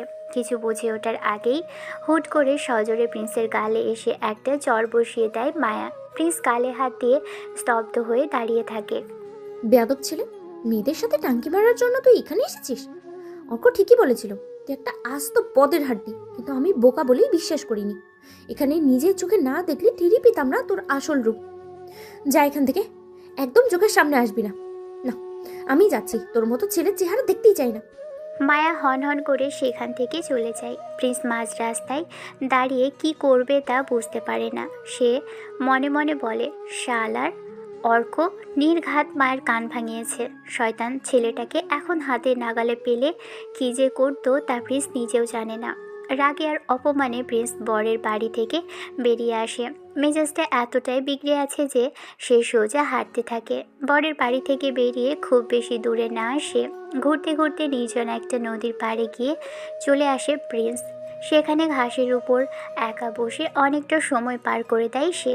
সময়ের খেয়াল থাকে না, আর এক সময় তার ফোনের চার্জ শেষ হয়ে ফোনটা পুরোপুরি বন্ধ হয়ে যায়। রাত 8টা বাজার পর প্রিন্স আবারও বরের বাড়িতে ফিরে যায়। বাড়িতে ঢুকেই সে দেখে এক অদ্ভুত পরিস্থিতি। মায়া আর জাহিমা দুজনে ফুপিয়ে ফুপিয়ে কান্না করছে।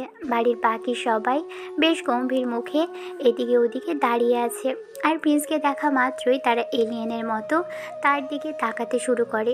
কি আজব কাহিনী হচ্ছে এখানে তা প্রিন্স ভেবে পায় না।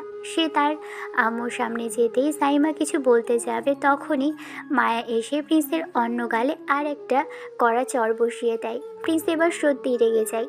ওই, আপনি কি আমার গাল দুটো ইজারা নিয়েছেন নাকি কিনে নিয়েছেন যে কথায় কথায় শুধু থাপ্পড়ি মারেন? তুই সারা বিকেল কোথায় ছিলি? তোর ফোন কেন বন্ধ ছিল এতক্ষণ? জানিস আমার কতটা ভয় পেয়েছিলাম আমি? আমার ফোন বন্ধ ছিল তাতে আপনার কি সমস্যা? আমি যেখানে খুঁজে যাই তাতে আপনার কি? আমার অনেক কিছুই আছে। তুই এখান থেকে এক মুহূর্তের জন্য আমার চোখের আড়াল হবি না। সারাক্ষণ আমার সাথে সাথে থাকবি। কেন আমি আপনার সাথে সাথে থাকবো কেন? আমি কি আপনার প্রসাব পানি? যা বলছি তাই করবি, একদম তর্ক করবি না, না হলে তোকে সত্যি সত্যি আজ খুন করে ফেলবো, বুঝলি? আচ্ছা ঠিক আছে, আপনি যা বলবেন তাই হবে। শান্ত হন প্লিজ। মায়া তার রাগী চোখ দুটো বড় বড় করে দেখিয়ে আর কিছু না বলে সেখান থেকে চলে যায়। পুরো বাড়ি ভর্তি মানুষজন প্রিন্সের দিকে এমনভাবে তাকিয়ে আছে যেন সে ভিন গ্রহ থেকে আসা কোনো প্রাণী। প্রিন্স মনে মনে জানে এরা সবাই তাকে নিয়ে অনেক চিন্তায় ছিল, কিন্তু কেউ কি খুঁজে দেখেনি? নাকি সে নদীর পাড়ে গিয়ে একা বসে থাকবে এটা কেউ ভাবতেই পারেনি। বৌভাতের সব আনুষ্ঠানিকতা শেষ হওয়ার পর সবাই আবারও গাড়িতে উঠে বসে। মায়া আবারও ঠিক প্রিন্সের পাশে সিটটাই দখল করে নেয়। প্রিন্স একটু স্বস্তি পায়, কারণ এবার মায়ের হাতে সেই ভয়ঙ্কর ছুরিটা নেই। প্রিন্স মায়াকে উদ্দেশ্য করে কিছু বলতে যাবে, তার আগেই মায়া কোনো কথা না বলে আবারও প্রিন্সের কাঁধে মাথা এলিয়ে দেয়। প্রিন্স অস্বস্তিতে একটু সরে যেতেই মায়া এক চোখ খুলে প্রচণ্ড রাগী দৃষ্টিতে তার দিকে তাকায়। প্রিন্স ভয় পেয়ে আবারও মায়ের দিকে ঘেঁষে বসে। মায়া পরম শান্তিতে প্রিন্সের কাঁধে মাথা রাখে। স্বাধীন, তোমাকে নিয়ে বাড়ির সবাই অনেক দুশ্চিন্তা করছিল, আমিও খুব চিন্তায় ছিলাম। তোকে খুঁজতে খুঁজতে আমি আজ খুব ক্লান্ত হয়ে গেছি। এখন আর বিরক্ত করবি না।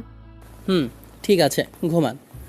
গাড়ির ভিতরে মৃদু অন্ধকার আর ঝিঝি পোকার ডাক শোনা যাচ্ছে বাইরে থেকে। মায়া একটু ঘুমিয়ে পড়তেই প্রিন্স খুব সাবধানে ওর মাথাটা নিজের কাঁধ থেকে সরিয়ে দেয়। কিন্তু সরাতেই ঘটে এক বিপত্তি। সাথে সাথে মায়া ঘুমের ঘোরে প্রিন্সের হাতে সজোরে একটা চিমটি কাটে। প্রিন্স ব্যথায় কুকড়ে উঠে চিৎকার করে ওঠে। আউ! ওই, আপনি আমাকে চিমটি কাটলেন কেন?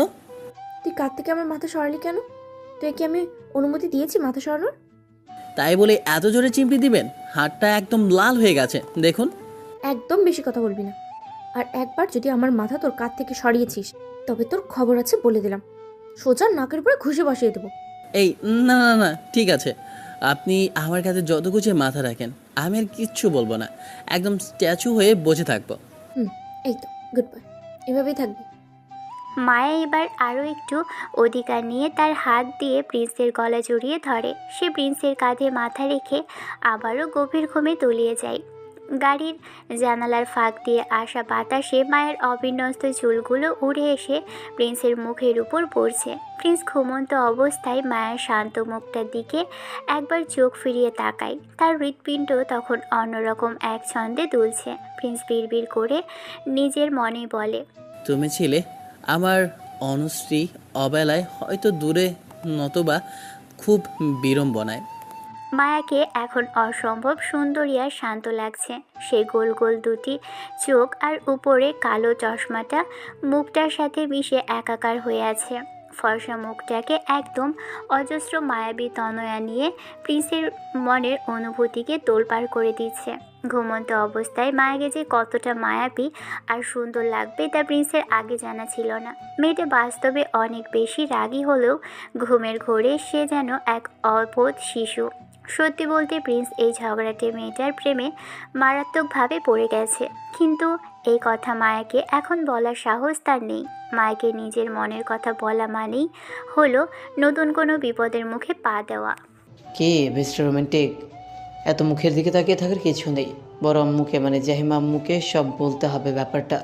প্রিন্স চমকে উঠে অর্কের দিকে তাকায়। অর্ক তখন দাঁত বের করে হাসছে। অর্কের কথা শুনে প্রিন্স একটু অপ্রস্তুত হয়ে পড়ে। অর্ক সাথে সাথে মাথা নিচু করে মিটিমিটি হাসতে থাকে। প্রিন্স অর্ককে কিছু বলে না, কেবল মুচকি হেসে মায়ের দিকে মায়াবী দৃষ্টিতে তাকিয়ে থাকে। কিছুক্ষণ পর গাড়ি এসে গ্রামের বাড়ির গেটের সামনে থামে। প্রিন্স আলতো করে মায়াকে ডাকে, এই যে উঠুন, আমরা আমাদের জায়গায় চলে এসেছি, গাড়ি থেকে নামতে হবে তো। বিরক্ত করিস না তো এখন। হয়েছে, অনেক ঘুমিয়েছেন, এবার উঠুন, সবাই নেমে যাচ্ছে। আর একটু ঘুমাই না প্লিজ। তোর কাঁধে মাথা রেখে কেন জানি অনেক ঘুম পাচ্ছে। জায়গাটা খুব আরামদায়ক। আরে কি আজব, উঠুন বলছি, এসে গেছি তো, বাড়িতে গিয়ে ঘুমান। প্রিন্স এবার একটু জোর করে মায়ের মাথা নিজের কাঁধ থেকে সরিয়ে গাড়ি থেকে নেমে আসে। মায়া তখন আচ্ছন্ন চোখে কি এক অদ্ভুত দৃষ্টিতে প্রিন্সের দিকে তাকিয়ে থাকে তা প্রিন্স খেয়াল করে না, কারণ সে আর পিছনে ফিরে তাকানোর সাহস পায় না। সে দ্রুত নিজের রুমে চলে আসে। রুমে এসেই প্রিন্স হুট করে ব্যাগ গোছাতে শুরু করে। সে সিদ্ধান্ত নেয় এখানে আর থাকা সম্ভব না। মূলত এখানে না থাকার প্রধান কারণ হলো মায়া। প্রিন্স বুঝতে পারছে সে মায়ের প্রেমে আরও গভীরভাবে পড়ে যাচ্ছে। আর প্রিন্স চায় না এই প্রেমটা আরও বাড়ুক, কারণ মায়ের মতো রাগী মেয়ের কোনো গ্যারান্টি নেই। সে যদি কোনো দিন ব্রেকআপ করে দেয় তবে ব্রেকআপের সংখ্যা 24 থেকে 25 হলেও প্রিন্সের মনের সত্যিকারের অনুভূতিগুলো কমে যাবে। সে চায় না এই সুন্দর মায়া তার জীবনে একটা সংখ্যা হয়ে থাকুক। তার ব্যাগ গোছানো শেষ করে কাউকে কিছু না বলে মাঝরাতে ব্যাগ নিয়ে সোজা গ্রাম ছেড়ে নিজ শহরের বাসার উদ্দেশ্যে রওনা দেয় প্রিন্স। শহর ছেড়ে পালিয়ে আসার পর 2 দিন কেটে যায়। প্রিন্স নিজের বাসার ছাদে একা দাঁড়িয়ে আছে। বিকেলের আকাশটা আজ কেন জানি খুব ফ্যাকাশে লাগছে। কিছুতেই মন বসে না প্রিন্সের। তার কেবলই মায়াকে দেখতে ইচ্ছে করছে। 25 নম্বর প্রেমের তালিকায় মায়ের নাম যুক্ত করতে গিয়ে প্রিন্সে কখন নিজের অজান্তে সত্যি সত্যি ওকে ভালোবেসে ফেলেছে তা সে নিজেও বুঝতে পারেনি। কিন্তু এই রাগী চশমাওয়ালি কি তাকে কোনোদিনও বুঝবে? প্রিন্স যখন এইসব ভাবনায় মগ্ন তখন কারো কণ্ঠস্বর তার চিন্তার সুতো ছিঁড়ে যায়। প্রিন্স, এদিকে তাকায় একবার। প্রিন্স ঘুরে তাকায়। জাইমা ছাদে এসে দাঁড়িয়েছেন। তার পিছনে গম্ভীর মুখে দাঁড়িয়ে আছেন প্রিন্সের বাবা। প্রিন্স হালকা হেসে পরিস্থিতি সামাল দেওয়ার চেষ্টা করে। আম্মু, তুমি হঠাৎ আসছো, কি ব্যাপার? তোর মতো ফাজিল আর বেয়াদব ছেলে আমি আর একটাও দেখিনি। গ্রাম থেকে এভাবে চোরের মতো পালিয়ে কেউ আসে? কেন আম্মু, আমি আবার কি করলাম? তোমার বরের কি নতুন করে আর একটা প্রেম করিয়ে দিয়েছে নাকি? ফাইজলামি করিস না প্রিন্স। বড়দের সাথে কিভাবে কথা বলতে হয় সেটা কি ভুলে গেছিস? ও হিরো, তুমিও আছো দেখছি। তোমাদের দুজনকে একসাথে বেশ মানিয়েছে।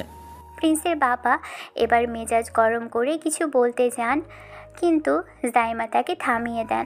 জাইমা প্রিন্সের দিকে এক পা এগিয়ে এসে খুব সিরিয়াস মুখে কথা বলতে শুরু করে। দেখ, একটা মাত্র ছেলে বলে তোকে আমরা সবসময় বন্ধুর মতো ট্রিট করেছি। তোকে না জানিয়েই আমরা মায়ার সাথে তোর বিয়ে ঠিক করে রেখেছি অনেক আগেই। এই কথাটা মায়াও জানে, কিন্তু তুই না বলে পালিয়ে এসে কাজটা একদমই ঠিক করলি না। আজকে থেকে তুই আমার ছেলের বদলে বৌমা হয়ে থাকবি, আর আমি তোকে দজ্জাল শাশুড়ির মতো ট্রিট করব। যা, নিচে গিয়ে সব থালা বাসন মেজে আন। আম্মু, এটা কি বলছো? আমার বিয়ে মায়ের সাথে? চলো তো প্রিন্সের মা, এই বেয়াদব ছেলের মুখ আমি আর এক মুহূর্ত দেখবো না। মুখ না দেখে তোমরা আমার পিছনটা তো দেখতে পারো, অন্তত পালানোর স্টাইলটা দেখবে।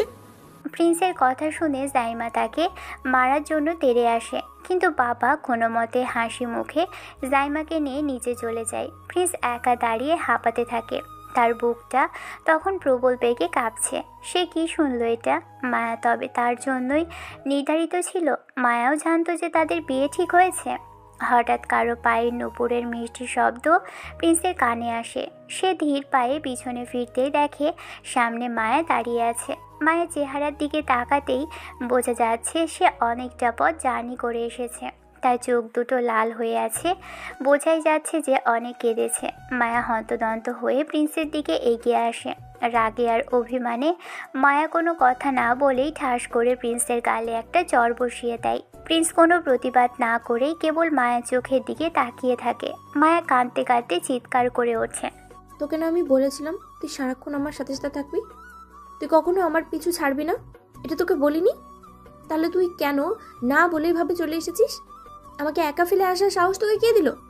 প্রিন্স কিছু বলে না। সে মায়ের থেকে কিছুটা সরে আসে আর তীক্ষ্ণ দৃষ্টিতে তার দিকে তাকিয়ে থাকে। মায়া নিজেকে সামলাতে পারে না। সে দৌড়ে এসে প্রিন্সকে শক্ত করে জড়িয়ে ধরে। প্রিন্স মূর্তির মতো ঠায় দাঁড়িয়ে থাকে। মায়া প্রিন্সের বুকে মুখ লুকিয়ে ফোপাতে থাকে। কি হলো? কথা বলছিস না কেন? তুই কি জানিস না তোকে আমি কত বেশি ভালোবাসি? তুই কেন আমাকে বুঝিস না রে গাধা? আমি আপনাকে একদমই ভালোবাসি না, আর দয়া করে এভাবে দৌড়ে আমার গায়ের উপর আসবেন না। আপনি এমনিতেই একটু মোটু টাইপের। যদি দৌড়ে আসেন আর আমি যদি টাল সামলাতে না পেরে ছাদ থেকে পড়ে যাই, তখন কি হবে? প্রিন্সের কথা শুনে মায়া তার বুক থেকে মাথা তুলে অবাক হয়ে তাকিয়ে থাকে। চোখের চশমার কাঁচটা চোখের পানির সাদা জলে ঝাপসা হয়ে গেছে। প্রিন্স আর নিজের হাসি চেপে রাখতে পারে না। সে হাহা করে হাসতে থাকে। মায়া হতভম্ব হয়ে চেয়ে থাকে। হাসিস কেন তুই? আমি এখানে কষ্টে মরে যাচ্ছি আর তুই হাসছিস? আমি আপনাকে ভালোবাসতে পারি কেবল একটা শর্তে। কি শর্ত সেটা বল।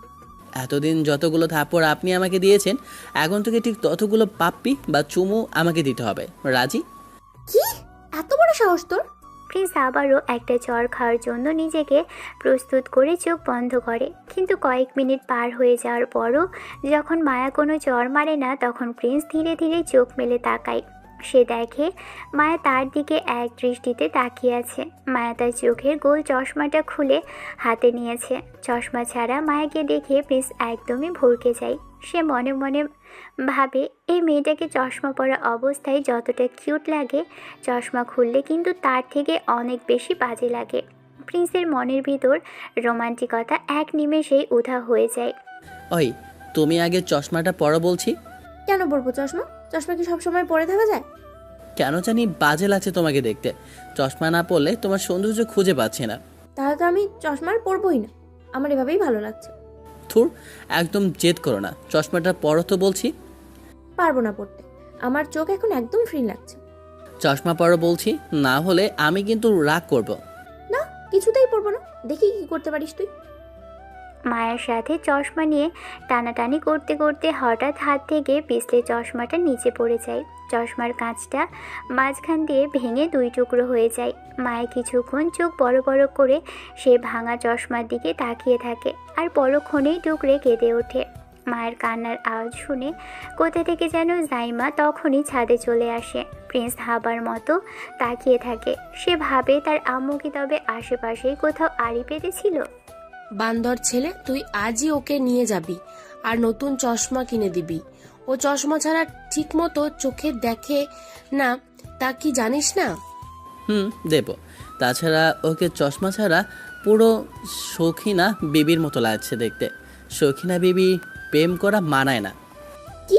আমি শৌখিনা বিবি? দাঁড়া, দেখাচ্ছি তোকে শৌখিনা বিবি কত প্রকার ও কি কি। প্রিন্স আর এক মুহূর্ত দাঁড়ায় না। সে বাঁচার জন্য দৌড় শুরু করে আর তার পিছনে মায়া পাগলের মতো ছুটতে থাকে। তবে প্রিন্স মনে মনে শিওর যে মায়া তাকে বেশিরভাগ তাড়া করতে পারবে না, বেশিক্ষণ তাড়া করতে পারবে না, কারণ যারা চোখে কম দেখে তারা বেশি দূর দৌড়তে পারে না। প্রিন্স মনে মনে বলে, হায় আল্লাহ, ওকে কানই বলেছি, যদি জানতে পারে তবে আজ কপালে দুঃখ আছে। যাই হোক, আগে দৌড়ে প্রাণ বাঁচাই, পরে না হয় ভালোবাসা হবে।